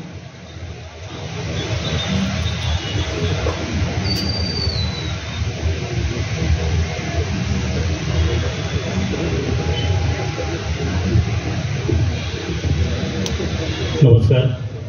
या 24व्या रत्न महोत्सवाच्या निमित्ताने आज आयोजित केलेल्या परिसंवादाचे अध्यक्ष आमचे मित्र विनोद कुलकर्णी, या परिसंवादासाठी आवर्जून उपस्थित असलेल्या उपायुक्त मराठी राजभाषा अंजली ढमाळ मॅडम,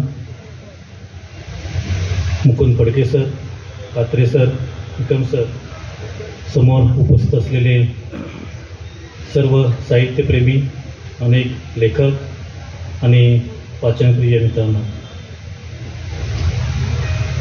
आज या ठिकाणी मराठी भाषेला अभिजात भाषेचा दर्जा कशा पद्धतीने मिळाला हे विनोद कुलकर्णी यांनी त्याचा इतिहास सांगितला. त्याच्या पुढे जाऊन हरीश पाटणे यांनी या संघर्षाला जी जोड दिली त्या संदर्भातलं आपलं विवेचन केलं आणि काय होणं अपेक्षित आहे या संदर्भातली भूमिका मांडली. दोघेही मित्र आहेत आमचे, पण आक्रमक आहेत. मी त्याच्यापेक्षा थोडासा वेगळा आहे की त्या इम्प्लिमेंटेशनवर भर देणारा माणूस आहे. त्यामुळे त्या दोघांनी एकाने संघर्ष केला, एकाने तो पुढे घेऊन जायचा प्रयत्न केला.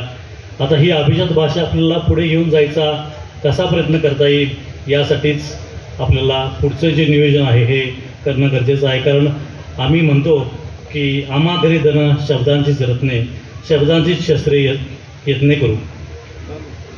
विनोदजी, आपल्याला हे जे शब्द आहेत त्या शब्दांची शस्त्रे करावी लागतील, त्याच वेळेला पुढचे लोक आपल्याला घाबरून राहतील.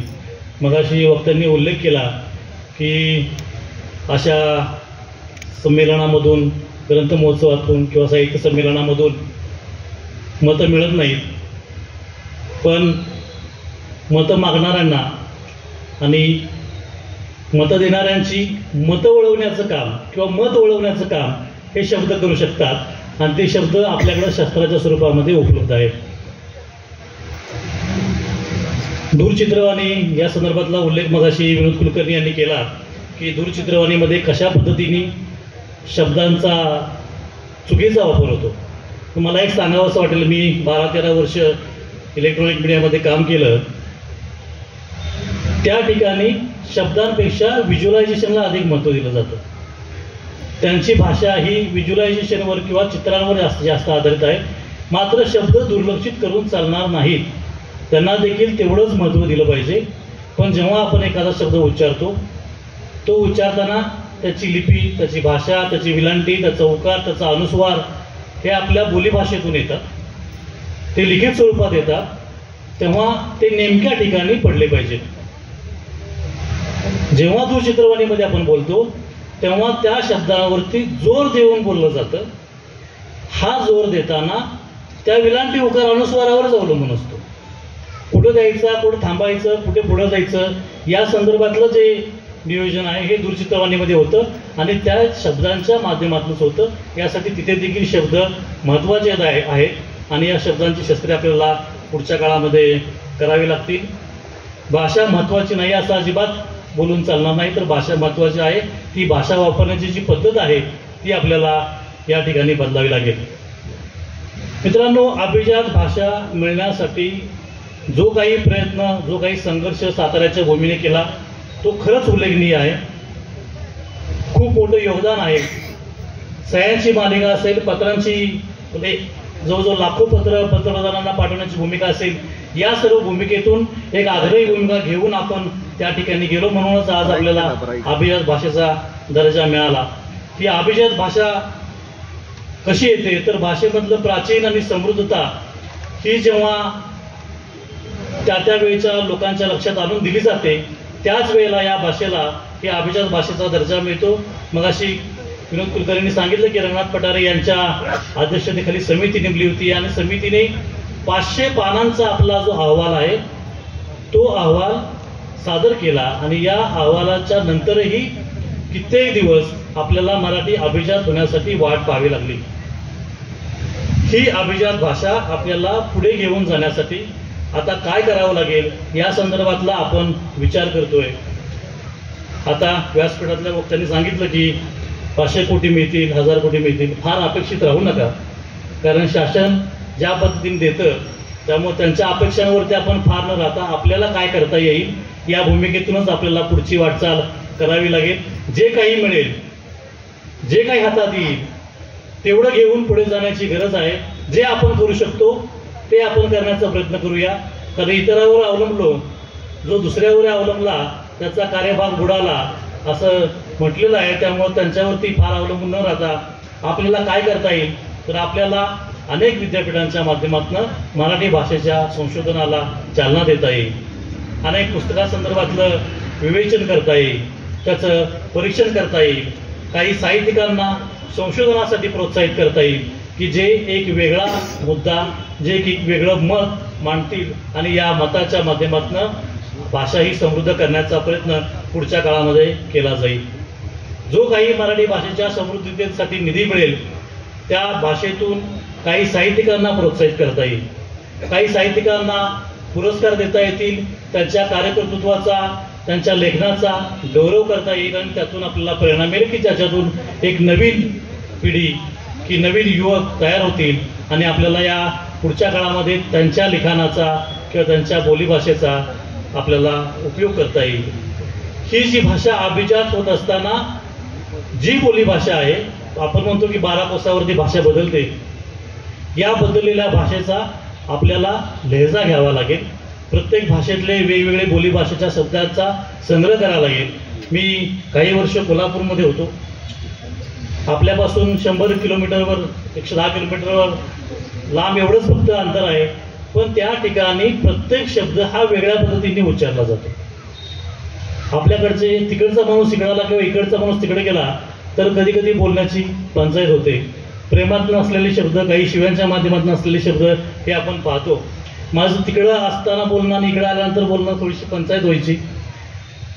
पण आपण जेव्हा म्हणतो, आपण विचारतो साताऱ्यामध्ये काय कसं काय बरं आहे का, तिथं तो शब्द वापरला जात नाही. ते एवढंच विचारलं तर काय काय, म्हणजे आपण समजून जायचं की कसं काय बरं आहे का. म्हणजे अशा पद्धतीचे काही शब्द त्या भाषेमध्ये तयार होतात आणि या शब्दांचा मी जवळजवळ बरेचसे शब्द लिहून काढले होते. 160 ते 70 शब्दांच्या दरम्यान जे सातारा आणि कोल्हापूर या 2 शहरांमधले वेगळे जे शब्द आहेत ते आपल्याला हे होते, वेगळे होते. आपण बऱ्याचदा एखादा दारू पिलेला माणूस असा डुलत जातो, आपण म्हणतो काय डुलक्या मारतोय, तिकडे ते म्हणतात लेझिम खेळत येतोय. म्हणजे ज्या पद्धतीने आपण लेझिम खेळत इकडे तिकडे जातो त्या पद्धतीने कोल्हापूरमध्ये दारू पिलेल्या माणसाला लेझिम खेळत येतोय अशा पद्धतीचा एक वेगळा शब्द वापरला जातो. तर हे बोलीभाषेतले शब्द जेवढे आपल्याला वापरता येतील आणि त्याच्यातून आपल्याला भाषा समृद्ध करता येईल ती करण्याचा प्रयत्न केला पाहिजे. अलीकडच्या काळामध्ये ग्रंथालयांना अनुदान दिलं जात नाही किंवा नवीन ग्रंथालय काढण्यासंदर्भातली काही जी बंदी आहे ती आलेली आहे. ही नवीन ग्रंथालय सुरू करण्यासाठी जी चळवळ आहे ही आपल्याला पुढच्या काळामध्ये राबवावी लागेल. गाव तिथं ग्रंथालय आणि ग्रंथालय ज्या ठिकाणी आहे तिथले जास्तीत जास्त लोकांना कशा पद्धतीने वाचता करता येईल या पद्धतीचं नियोजन करता येईल. कालच्या देखील परिसंवादामध्ये लहान मुलांसाठी काही बालमेळावे घेता येतील. या बालमेळाव्यांच्या माध्यमातून त्यांच्यामध्ये मराठी संदर्भातली एक आतुरता उत्सुकता आणि एक नाविन्य द्यायचा प्रयत्न केला जाईल. तर ती अधिक मराठी भाषा प्रभावी करण्यासाठी आणि ही अभिजात भाषा झालेली पुढे घेऊन जाण्यासाठी आपल्याला उपयोगी होईल. याच भाषेच्या माध्यमातून मराठी आपण आज अनेक पुस्तकं बघतो. आज चौधरी सरांच्या निमित्ताने पुस्तकप्रेमी ग्रुपवरची वेगवेगळ्या प्रकारची आम्ही पुस्तकांचं परीक्षण बघतो.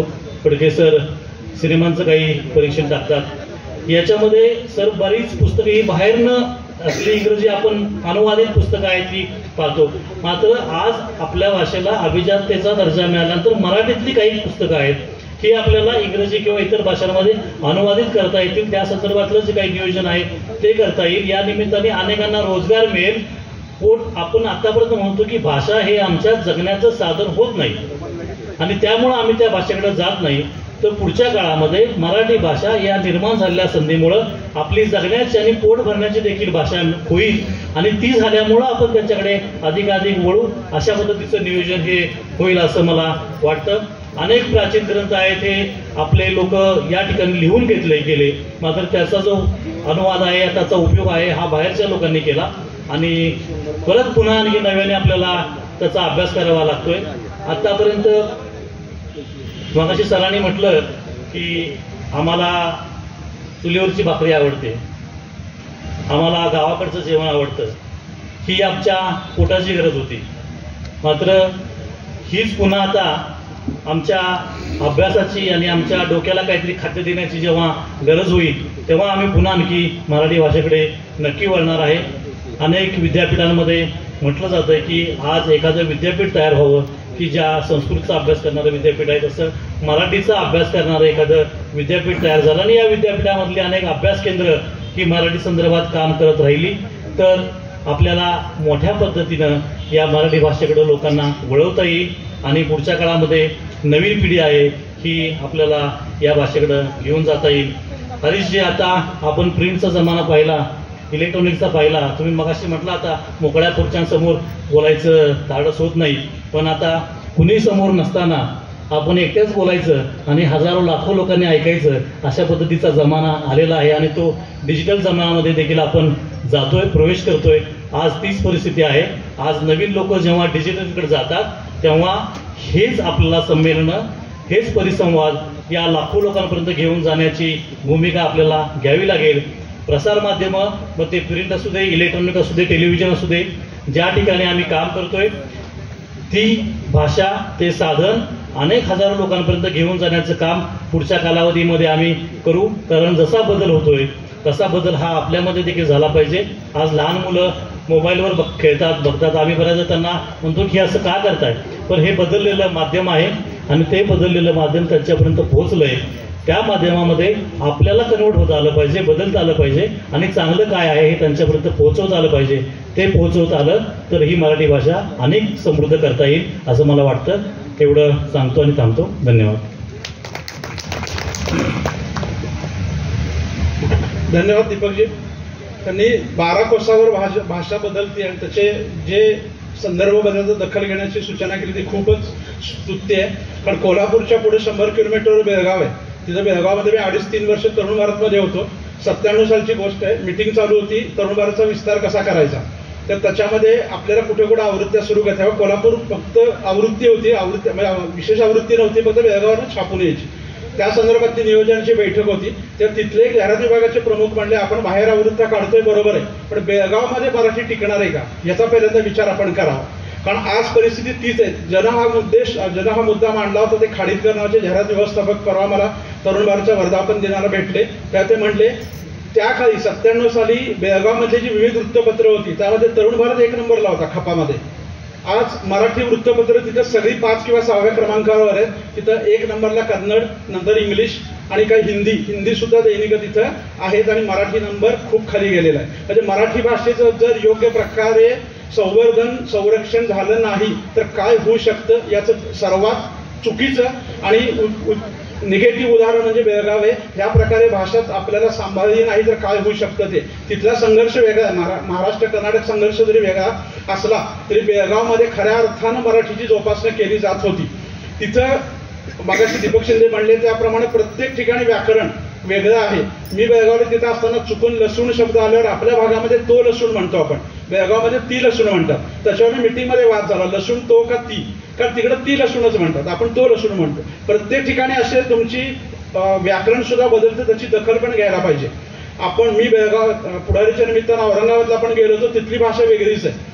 तिथून थोडं नागपूरला गेलो, तिकडची भाषा वेगळीच आहे. साधा आता पतंग उडवण्याचे दिवस आहेत, आपण पतंग आणि पतंगाचा जो मांजा गुंडाळलेला असतो त्याला आपण चक्री म्हणतो. सातारच्या भाग इथं आपण चक्री म्हणतो.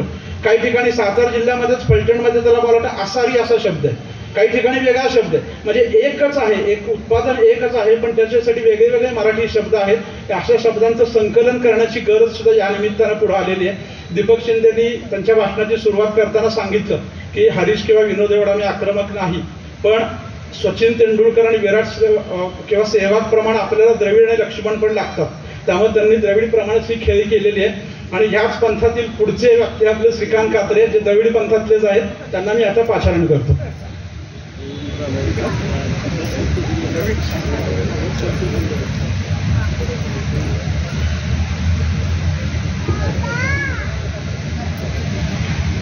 नमस्कार. व्यासपीठावरील माझे सर्व मान्यवर मित्र, मुकुंद फडके, परिसंवादाचे अध्यक्ष विनोद कुलकर्णी, हरीश पाटणे, दीपक शिंदे आणि अंजली डमाळ, वीणा लांडगे सर आणि व्यासपीठासमोरील सर्व मान्यवर. खरं तर 3 ऑक्टोबर 2024 या दिवशी आपल्या मराठीला अभिजात दर्जा मिळाला आणि मराठी भाषेविषयी सगळीकडे चर्चा सुरू झाली. आता विनोद कुलकर्णी, हरीश पाटणे यांनी या सगळ्यासाठी संघर्ष कसा झाला आणि महाराष्ट्रातून काय काय आंदोलनं झाली, दिल्लीपर्यंत कशा धडका माराव्या लागल्या, हे सगळं सांगितलं. तोपर्यंत मराठी भाषेला हा दर्जा मिळण्यासाठी का प्रयत्न केला जातोय हे मराठीवर प्रेम करणाऱ्या लोकांना सातत्यानं वाटायचं की हे मिळालं पाहिजे, पण ते मिळाल्यामुळं काय होणार ह्याची चर्चा आता व्हायला पाहिजे. म्हणजे संघर्ष त्यांनी कसा केला आणि संघर्षातून हा दर्जा कसा मिळवला हे सांगितलं. पण आता मात्र मी संघर्षाबरोबरच सकारात्मक पद्धतीनं पुढे कसं जायला पाहिजे याविषयी बोलणार आहे.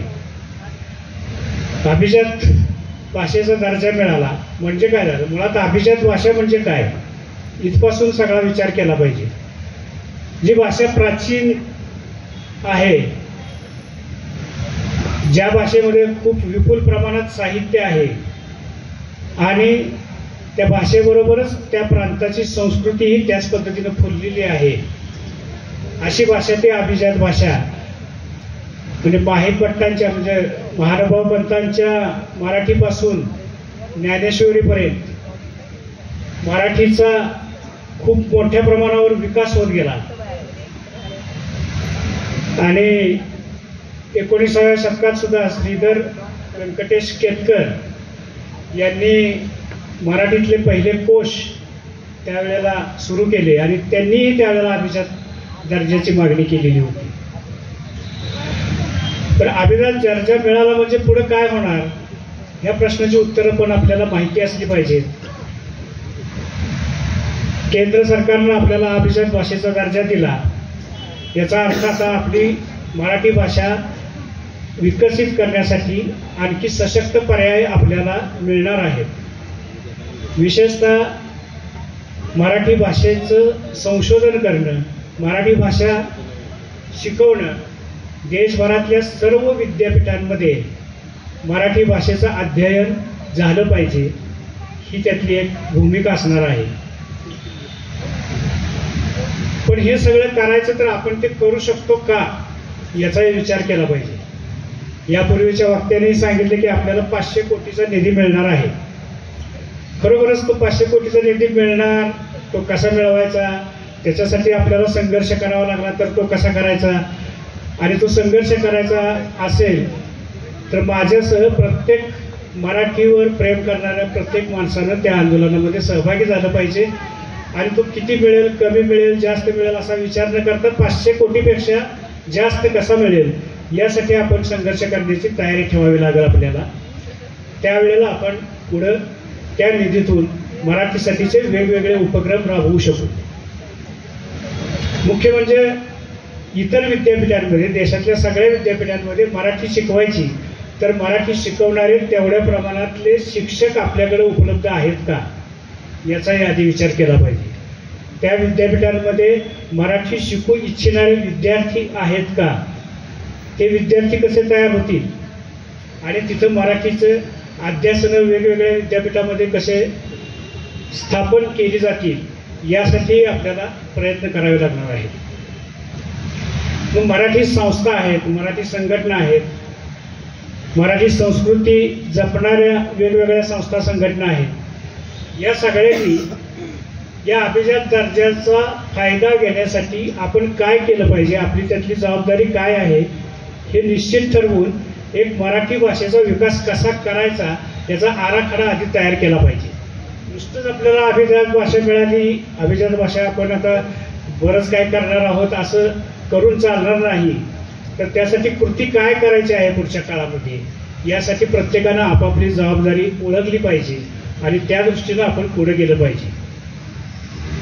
आणि तो पुढाकार कोण घेणार, तर हे संघर्ष करणारे जे लोक आहेत, विनोद कुलकर्णी असतील, हरीश पाटणे असतील किंवा मराठी साहित्य परिषद आणि मराठीसाठी काम करणाऱ्या संस्था असतील, हे सर्वजण त्यासाठी पुढाकार घेतील. पण एक सामान्य वाचक, मराठीवर प्रेम करणारा माणूस यांनी सुद्धा या संघर्षामध्ये सहभागी होऊन आपल्याला कृतिशील कार्यक्रम आखण्याची गरज आहे. आणि प्रत्येकाला असं वाटतं की मला मराठीचा अभिमान आहे आणि मी छोट्या छोट्या गोष्टीमध्ये सुद्धा मराठीविषयी काहीतरी बोलत असतो.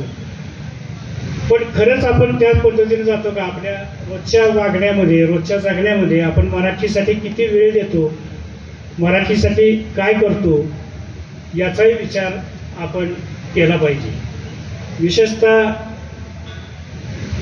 इंग्रजी भाषा तिचं आक्रमण झालं असं आपण नेहमी म्हणत असतो किंवा हिंदी भाषेचं आक्रमण झालं असं म्हणत असतो. पण माझं असं म्हणणं आहे की आपण या दुसऱ्या भाषांचा द्वेष करण्याचंही काही कारण नाही. त्या भाषाही आपल्याला आल्या पाहिजेत, त्या भाषाही शिकता आल्या पाहिजेत. मगाशी मुकुंद फडके यांनी सांगितलं की अनुवादाचा विषय असतो आणि अनुवाद आता मराठी भाषेला जर दर्जा मिळाला आहे तर आपण मराठी भाषेतलं साहित्य इतर भाषांमध्ये नेण्यासाठी अधिक प्रयत्न केले पाहिजेत. आणि ते करायचे असले तर इतर भाषा आपल्याला समजल्या पाहिजेत आणि इतर भाषातलं जे चांगलं साहित्य आहे ते मराठी भाषेमध्ये आलं पाहिजे, त्यासाठीही प्रयत्न झाले पाहिजे. म्हणून मी या पद्धतीनं असं म्हणतोय की इथं आपल्याला आराखडा, एक कृती आराखडा तयार केला पाहिजे की जो आराखडा आपण खूप चांगल्या पद्धतीनं राबवू आणि आपल्या मराठी भाषेला खरोखरच एक वेगळी उंची प्राप्त करून देऊ. पण यासाठी प्रत्येक मराठी माणसाचं योगदान महत्त्वाचं आहे. 12 कोसावर मराठी भाषा बदलते, मग ती पुण्याचीच भाषा चांगली का कोल्हापूरची भाषा चांगली असलं वाद न करता महाराष्ट्रातली प्रत्येक बोली जी आहे ती प्रत्येक बोली महत्त्वाची आहे आणि प्रत्येक बोलीला असं वाटलं पाहिजे की माझी भाषा ही अभिजात दर्जाची झालेली आहे. माझ्याकडे एक पुढे निलेश महगावकर बसले, ते एक सदर लिहितात आणि त्यांची जी भाषा आहे ती एकदम असं वाटेल की ती काय गावंढळ भाषा लिहितात. म्हणजे आपण तो मजकूर पाहताना असं वाटतं की ह्याच्यात बदल करावा का काय, पण त्याच्यात अजिबात बदल न करता ती जशी आहे तशी ती प्रसिद्ध होणं हे खूप महत्त्वाचं असतं. कारण त्या भाषेला एक वेगळा ढंग आहे, त्या भाषेचा एक वेगळा रंग आहे.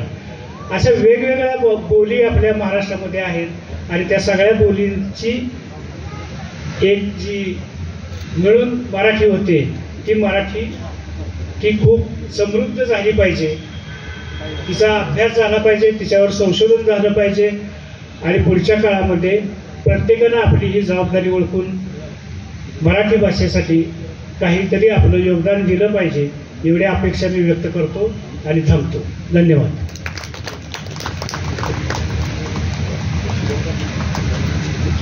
धन्यवाद श्रीकांत कात्रे. तुम्ही एक प्रॅक्टिकल टच दिला की आपल्याला पुढं काय करायचं आहे त्या संदर्भात आणि एक दिशा कशी असायला पाहिजे ते दिलेलं आहे. निश्चितच अनुवादाचा विषय महत्त्वाचा आहे. पु ल देशपांड्यांनी जेव्हा पिग्मॅली यांचं भाषांतर ती फुलराणी केलं तेव्हा ते बघितलं, त्याच्यात उल्लेख आहे म्हणून आपल्याला कळतं की हे भाषांतर एका इंग्लिश नाटकाचं आहे. त्यात पुलंनी पूर्ण मराठी ती फुलराणीसारखी कवितेचा वापर करून ते भाषांतर केलं. हे त्याच्यामध्ये एक उल्लेख आहे की त्याच्यामध्ये मराठी न येणाऱ्या एका फुलराणीला फुललिकेला ज्या प्रकारे प्राध्यापक शिकवतो असं ते कथानक आहे. त्याच्यामध्ये ती व्हता असं म्हणत होती. व्हता, जसं आता कात्रेंनी सांगितलं की निलेश मेळगावकरांची भाषा जी आहे ते व्हता असा शब्द होता, तर तो म्हणतो व्हता नाही म्हणायचं, होता असं म्हणायचं. तर ती म्हणते जर नसेल तर तुम्ही काय म्हणता, ते म्हणते नव्हता म्हणतो. नव्हता हा आहे ना, मग त्याचा नच काढते ना फक्त मी, वाता तसाच ठेवलेला आहे. या प्रकारे पुलंनी भाषेचा अभ्यास करून भाषेशी खेळ करून त्याच्यामध्ये केलेले असे अनेक किस्से सांगते. चांगल्या प्रकारे अनुवाद करून आपण मराठी तिकडं पोचवू शकतो. श्रीकांत कात्रेने वेगळ्या मुद्द्याला स्पर्श केला, हे आपल्याला आगामी कालावधीमध्ये करावं लागणारच आहे. कारण भाषा जर आपण टिकवली नाही अनुवादाच्या माध्यमातून किंवा इतर माध्यमातून, आता माध्यमातली भाषा मागाशी उल्लेख केला ती सुद्धा बिघडत चाललेली आहे. ते घडवण्याचं काम सुद्धा आपल्यालाच करावं लागणार आहे. कारण आमच्या पिढीतील जे आहेत त्यांना ते बघूनच कसं तरी वाटतं, अरे हा शब्द असा कसा. आता ठीक आहे, ग्रामीण किंवा ग्राम्य किंवा स्टँडर्ड मराठी, आता पाणी, एखाद्यानं पाणी लिहिलं तर लगेच पाणी लिहिलं तर आम्ही अरे काय लिहितो म्हणून लगेच पाणी करतो. पण मराठीमध्ये दोन्हीचा अर्थ जरी एक असला तरी जेव्हा आपण वेगळ्या प्रकारे विचार करतो त्या पाणी आणि पाणीचे वेगळे पण अर्थ आहेत. वॉटर आणि कर या अर्थानं पण आहे, अनेक गोष्टी आहेत, त्या प्रत्येक ह्याला वेगळे अर्थ पण आहेत. या संदर्भात संकलन सुद्धा आपल्याला करावं लागेल की एका शब्दाचे किती वेगळे अर्थ असू शकतात मराठीमधले. या आगामी कालावधीमध्ये ह्या गोष्टी सुद्धा कराव्या लागणार आहेत. आता आम्ही या सर्वांनी जे मुद्दे मांडले त्या संदर्भात सरकारचं प्रतिनिधी म्हणून त्यांचे काय मत आहे हे मांडण्यासाठी मी अंजली ढमाळ यांना निमंत्रित करतो. धन्यवाद.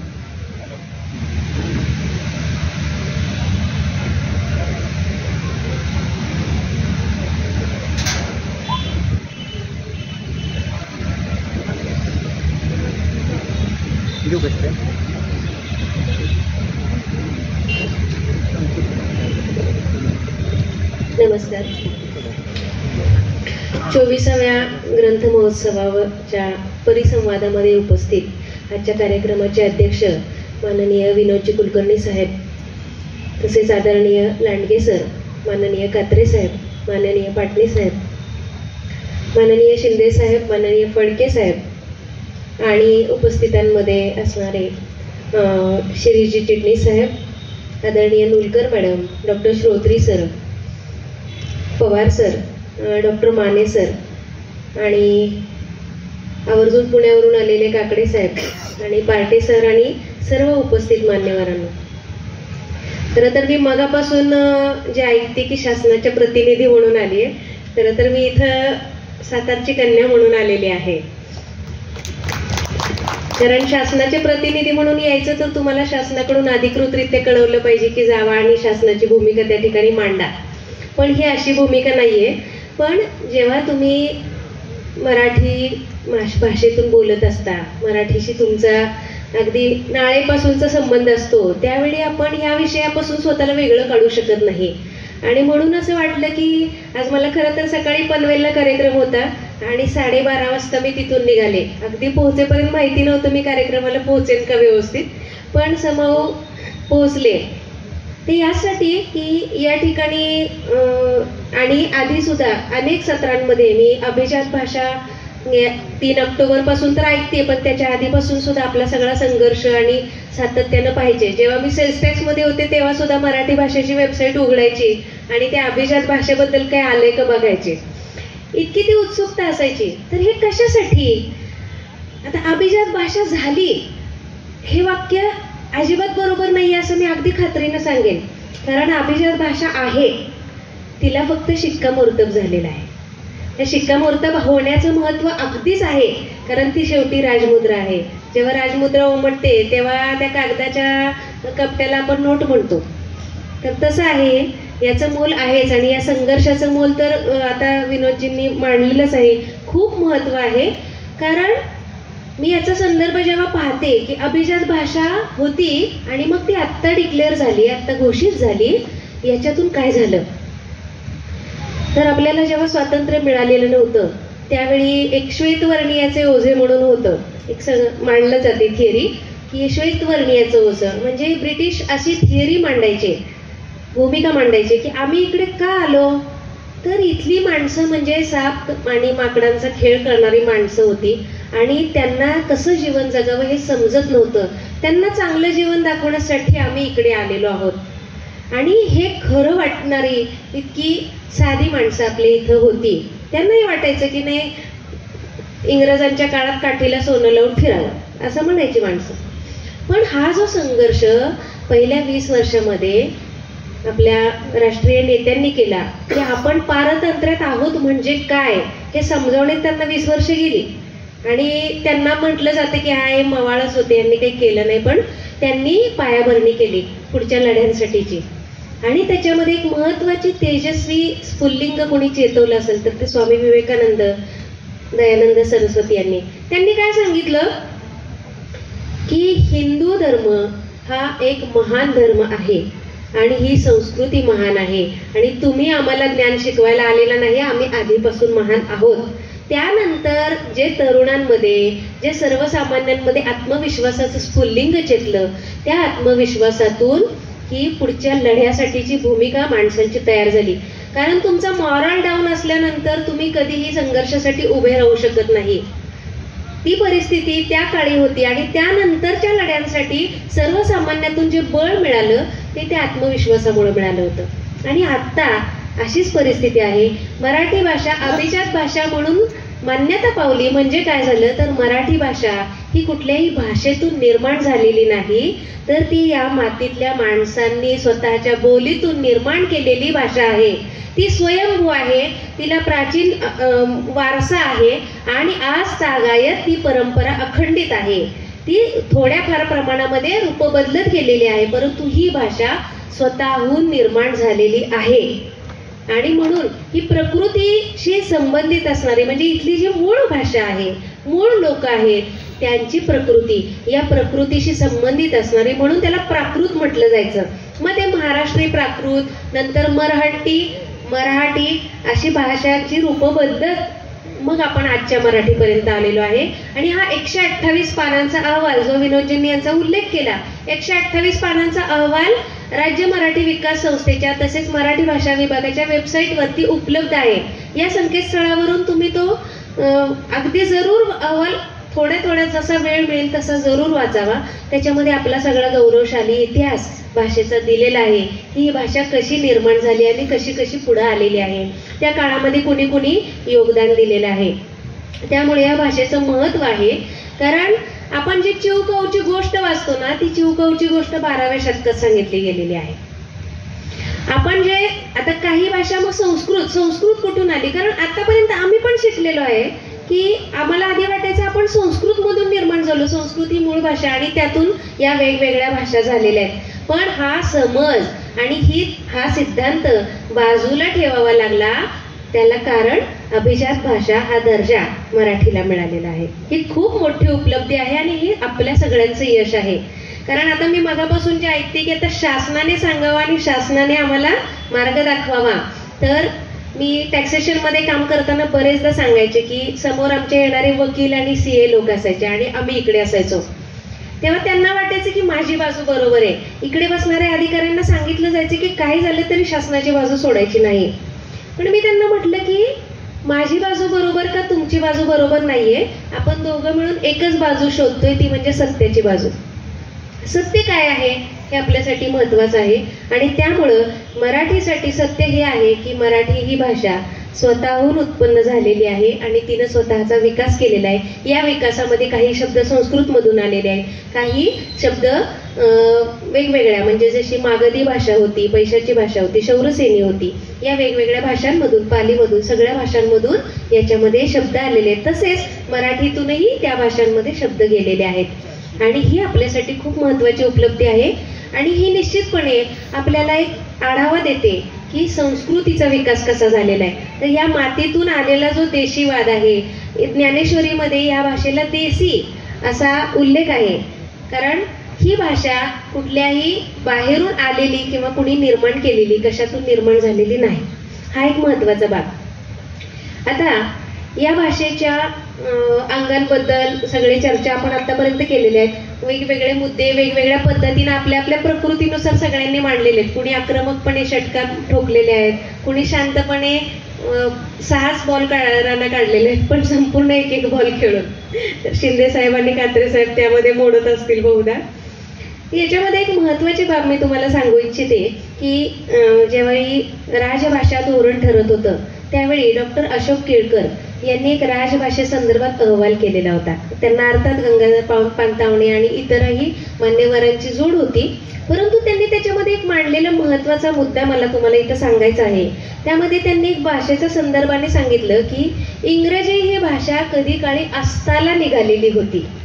आपल्याला हे खरं वाटतंय का?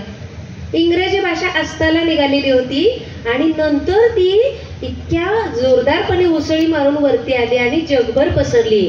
आज बहुतांश देशांमध्ये इंग्रजी भाषा वापरली जाते, बोलली जाते, शिकवली जाते आणि त्यातून रोजगार निर्मिती होते.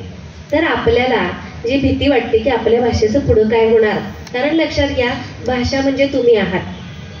भाषा आणि आपण, भाषा आणि आपलं जगणं, भाषा आणि आपली संस्कृती, भाषा आणि आपला इतिहास, वर्तमान, भविष्य वेगळं काढता येऊ शकत नाही.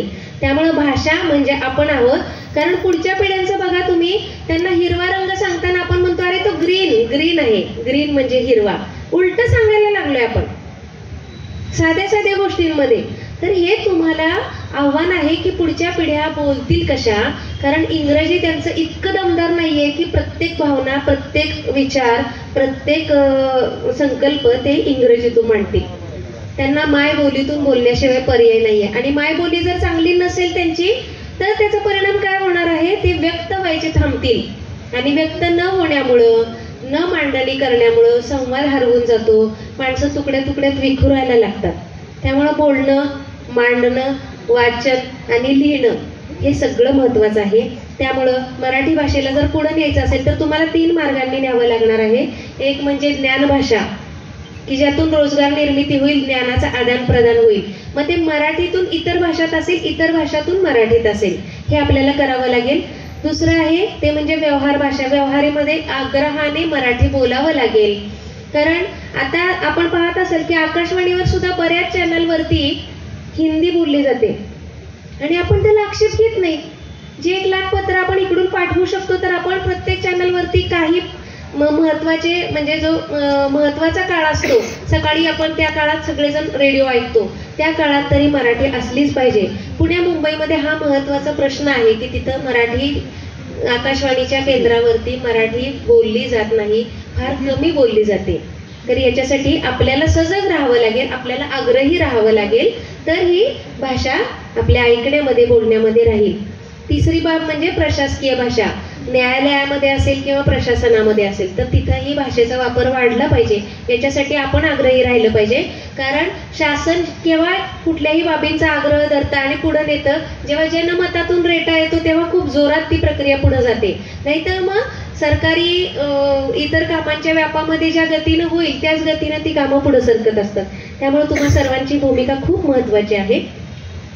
आता राहिला प्रश्न अनुदानाबाबतचा की मराठीला अभिजात भाषेच्या दर्जाला मान्यता मिळाली, म्हणजे काय झालं हे आपण ऐकलं. आता इथून पुढे काय होणार, तर आधी कोणाकोणाचं काय झालेलं आहे ते आपण मांडते मी थोडक्यात. Education ministry, government of India यांनी काही फंड्स म्हणजे अनुदान सहाय्य द्यायला सुरुवात केली. त्यामध्ये सगळ्यात महत्वाचं आहे की 2004ला जे तमिळ भाषेला दर्जा मिळालेला होता, त्यानंतर तमिळ, तसंच कन्नड, तेलुगू, मल्याळम, ओडिया या ज्या आधीच्या 5 भाषा होत्या ज्यांना अभिजात भाषेचा दर्जा आधीच मिळालेला आहे, आपल्या आधी मिळाला, आणि आपल्यासोबत आणखी 5 भाषांना, एकूण 11 भाषांना हा दर्जा मिळालेला आहे. तर या 5 भाषांना अनुदान किती मिळालेलं आहे? तमिळ भाषेला साधारणपणे 2021 पासूनचा मला डेटा उपलब्ध झालेला आहे, त्याच्यामध्ये 12 ते 15 कोटी रुपये प्रत्येक वर्षी मिळालेले आहेत.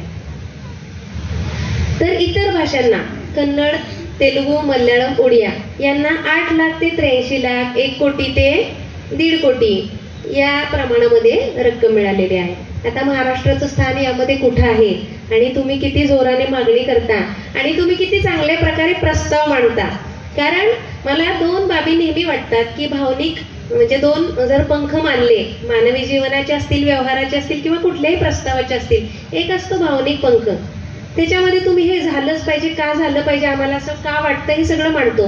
दुसरी बाजू असते की तात्विक बाबी मांडणं, तात्विक बैठक त्याला देणं आणि त्याला आकडेवारीची जोड देणं. तर यासाठी प्रस्ताव जितके दमदारपणे आणि अभ्यासपूर्णरित्या मांडले जातील की आमच्या मराठी भाषेमध्ये आम्ही आता दुर्मिळ ग्रंथांचं संगणकीकरण हा एक प्रकल्प हाती घेतलेला आहे. त्याच्यामध्ये शतक पूर्ण झालेली ग्रंथालयं राज्यामध्ये 83 आहेत. आणि आम्ही जेव्हा तो प्रकल्प पाहायला, मी आढावा घेतला, तेव्हा 2-4 ग्रंथालयांपर्यंतच पोहोचणं झालं होतं.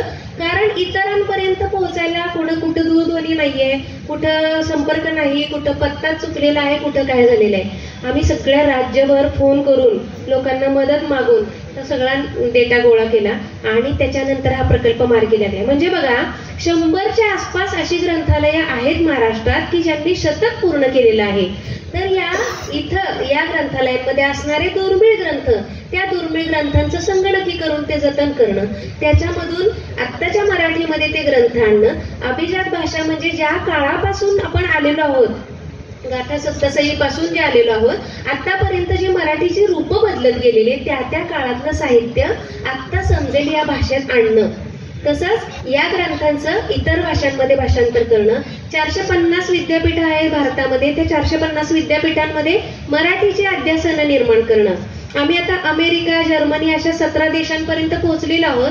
त्यांना आम्ही आग्रहपूर्वक मागणी केलेली आहे की त्या ठिकाणी मराठी हा विषय फॉरेन लँग्वेज सारखा ऑप्शनल म्हणून शिकवला गेला पाहिजे आणि त्या ठिकाणी मराठीचे अध्यासनं पाहिजे. हा आपण आग्रहपूर्वक मागणी करतो आहोत. त्याचबरोबर भारतामध्ये एकूण ग्रंथालयांच्या 25% ग्रंथालय फक्त महाराष्ट्रात आहेत. या ग्रंथालयांमध्ये जरी आपण इथं मराठीचं कामकाज सुरू केलं तरी पण निश्चितपणाने आपल्याला खूप मोठा रोजगार निर्माण करता येऊ शकतं. कारण आता अशी परिस्थिती आहे ना की मराठी विषय घेऊन ग्रॅज्युएशन हो असं मुलांना कोणी आईवडील सांगतील का, आणि सांगतील तर का सांगतील ह्याची उत्तरं आपण पण दिली पाहिजे. कारण त्या मुलांना विश्वास वाटला पाहिजे की मी जर मराठी भाषा घेऊन शिकलो तर मला या ठिकाणी रोजगार आहे, मला या संधी उपलब्ध आहेत. मग अनुवादाच्या संधी असतील, नव्यानं साहित्य निर्माण करण्याच्या संधी असतील, प्रूफ रिडिंगच्या संधी असतील, संकेतस्थळांबाबत असेल, विकिपीडिया कार्यशाळांबाबत असेल, अशा असंख्य संधी आहेत. फक्त आपला चष्मा आपण एकदा पुसून घेतला पाहिजे असं मला निश्चितपणानं वाटतं. आणि मराठी भाषेचं जतन संवर्धन जर करायचं असेल तर हे 2 पंख जे सांगितले, एक म्हणजे आर्थिक मदतीचा, हे आपले इथं दिग्गज बसलेले ते निश्चितपणानं ती आर्थिक मदत आणतीलच याबद्दल मला अगदी खात्री आहे. फक्त दुसरं जे पंख आहे तो म्हणजे संशोधन, प्रचार प्रसार, यामध्ये सर्वसामान्य माणसांसह सगळ्यांनी योगदान देणं आवश्यक आहे.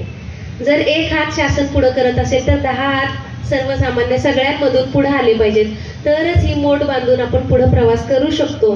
त्यामुळं मराठीचा विकास, अभिजात भाषेचा वाटचाल पुढे नेणं आणि समृद्ध करत नेणं, वैभवशाली वारसा आपल्याला आहे, ही आपण आपल्या नातवंडांना काय सांगणार आहोत, आपण आपल्या पुढच्या पिढ्यांना काय सांगणार आहोत की तुम्हाला कशाचा वारसा आहे. हा वारसा जर सांगायचा असेल तर आता आपल्याला त्या भाषेसाठी स्वतःला गाडून घ्यावं लागेल, कुठंतरी मुळं रुतवून ठाम उभं राहावं लागेल.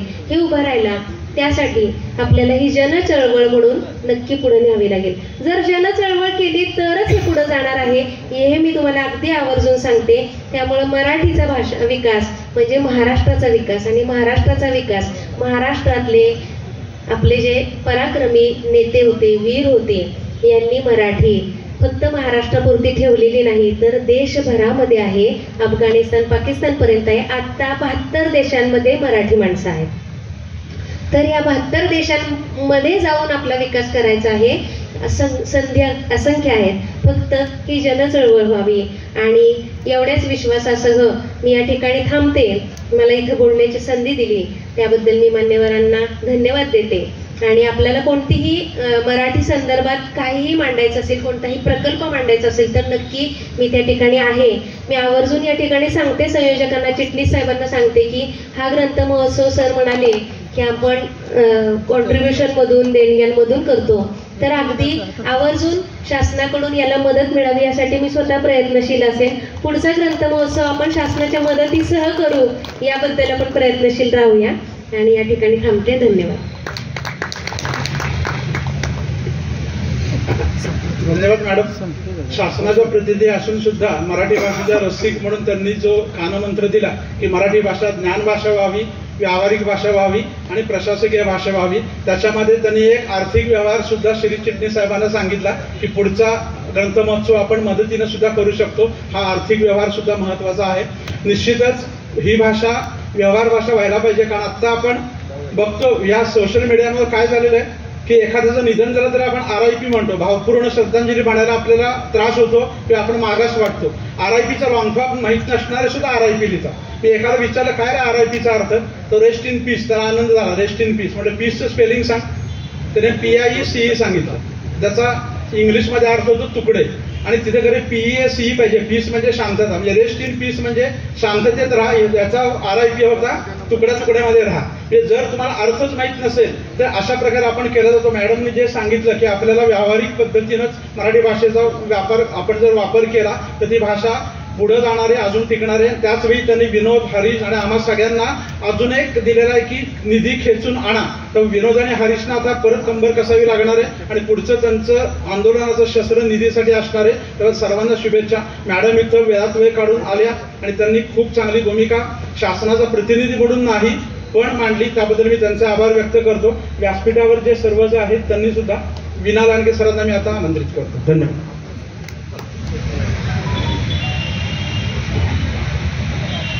व्यासपीठावरील सर्व मान्यवर, त्यातले 2 माझे विद्यार्थी आणि विद्यार्थिनीच आहेत. ढमाळ मॅडम काही फारशा बोलल्या नाही, शेजारी बसल्या होत्या. पण हरीश पाटणे बोलले मात्र. हे पत्रकार आहेत फडके साहेब, कात्रे साहेब प्रभात पत्र, हे तर दोन्ही तरी वर्तमानपत्राचे आहेत. शिंदे साहेब पत्रकार आहेत, विनोद कुलकर्णी पत्रकार आहेत, हरीश पाटणे पत्रकार आहेत. मीच फक्त एका शिक्षक राहिलो. आमचे शिक्षक म्हणजे लांडगे सर, तुम्ही मराठी पहिलीपासून शिकवताय 12वी पर्यंत. राज्याचे मराठी विषयाचे अध्यक्ष तुम्ही काहीच बोलला नाही. पण श्री चिटणीस मला फक्त आभार मानायला सांगितले. मित्रांनो, या सगळ्यांनी खूप अभ्यासपूर्ण मांडले. मला खात्री आहे सातारा जिल्ह्यात ह्या सगळ्या ढमाळ मॅडम सगळं खेचून आणण्याचं काम हे सातारा जिल्हा करेल अशी मला खात्री वाटते. हरीश पाटणे त्यात हिरीने भाग घेत आहेत, बाकीचे त्यांना साथ करतायत. तर हे नक्की होईल. अनुदान भाग नंतरच आहे. पण मराठीचा विकास आणि विस्तार करण्यासाठी आपण सर्वजण, नुसतं मीच नाही, आम्हीच नाही, शाळा नाही, कॉलेजेस नाही, विद्यापीठे नाही, सगळ्यांनी आपली प्रयत्न करणं गरजेचं आहे. मित्रांनो, एक गोष्टीचा खुलासा करणं अत्यंत गरजेचं असं मला वाटतं. मी शिक्षक आहे, प्राचार्य आहे, प्राध्यापक आहे म्हणा. कात्रे सरांनी एका शब्दाला फक्त स्पर्श केला, पण अभिजात म्हणजे नक्की काय? मी याजवळ 10 शब्दकोश काढून पाहिले. म्हणजे आपण चुकतो का काय? तर त्याचा मूळ अर्थ आहे कुलीन, शालीन, पवित्र आणि मग तुम्ही बोललेला अर्थ प्राचीन असा अर्थ आहे. एखाद्या ग्रामीण भागातल्या माणसाला नक्की शाळेत गेलं ते विचारलं तर अरे अभिजात भाषेचा दर्जा मिळाला नक्की काय म्हणजे भाषा कोण होती? ढमाळ मॅडम छान सांगितलं. ही होती एक संस्कृतचा श्लोक सांगतो म्हणजे आपल्या लक्षात येईल. आपली भाषा ती तुम्ही प्राकृतला स्पर्श केलाय, नंतर संस्कृत, नंतर मराठी आहे. उपमा कालिदासस्य भारवेर अर्थवर्णनम दंडिनः पदलालित्यम माघे संती त्रयो गुणः. एका श्लोकानं आपल्या मराठी भाषेचं सौंदर्य, उपमा सगळं वर्णन करून ठेवले. पण हे लक्ष द्यायला इतकी वर्ष पाटणीसर लागली तुम्हा लोकांच्या प्रयत्नामुळं. मग दिल्लीला आणखी कुठे जा, महाबळेश्वरला जा, पण किती लोक म्हणजे कालिदासाचा एक साधा श्लोक शाकुंतलाचं पण मी बोलतच नाही. काव्येश्वरम्यम नाटकम तत्रम्याम शकुंतला. शेवटी शिक्षक असल्यामुळे थोडा संदर्भ द्यायला गरजेचं आहे. त्या सांगायचं तात्पर्य ह्या लोकांनी प्रयत्न खूप केले आणि या प्रयत्नातून ही भाषा आपल्याकडे आली. पण मी ढमाळ मॅडमना सांगणार आहे, तुमच्या कार्यालयाशी संपर्क आल्यानंतर तिथे जे अधिकारी असतील त्यांना मात्र या मराठी भाषेसंबंधी माहिती असू द्या. मी SI मध्ये गेलो होतो 2 महिन्यापूर्वी. त्यांना मराठी भाषा आणि त्यांची संघटना हे माहिती नाही. IAS कॅडेटचे माणसं आहेत, आपल्या भाषेत बोलायचं नसतं जास्त, पण IAS कॅडेटचे माणसं आहेत. आणि पहिलाच प्रश्न मला विचारला, तुम्ही परवानगी काढून आलात का? म्हणजे 80 वर्षाचा रस्ता, आता परवानगी काय करायची? 150 किलोमीटरवरून आलोय सर, वेळ असेल तर द्या. बोलावला. कोण? नाव सांगितलं. मी मराठी विषयाचा राज्याचा मराठी विषय शिकवला जातो. स्पष्ट रंग घडलेली घटना काढून पहा, नाव कोणायचे. मंडळ आहे मराठीचं. आमचंच मंडळ नाही आहे. हिंदी, संस्कृत, मराठी, इतिहास, भूगोल ह्या सगळ्या विषय संघटना आहेत आणि त्यांना गेले 40 वर्ष अनुदान मिळते आणि तुम्ही गेले 2 वर्ष इथं आल्यापासून अनुदानच नाही. असं आम्ही अनुदान देतो, म्हणजे तुम्हीच अनुदान देता.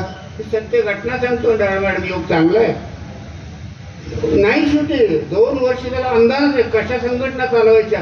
आणि खरं या विषय सगळं मी आता पालकांना मुद्दा मी सांगणार आहे की तुम्ही सुद्धा पाठ्यपुस्तक तयार करत असताना या गोष्टींची अत्यंत तुमचा पाठिंबा. आमची आता त्रैमासिकात पु ल देशपांड्यांचं एक पत्र लिहिलंय.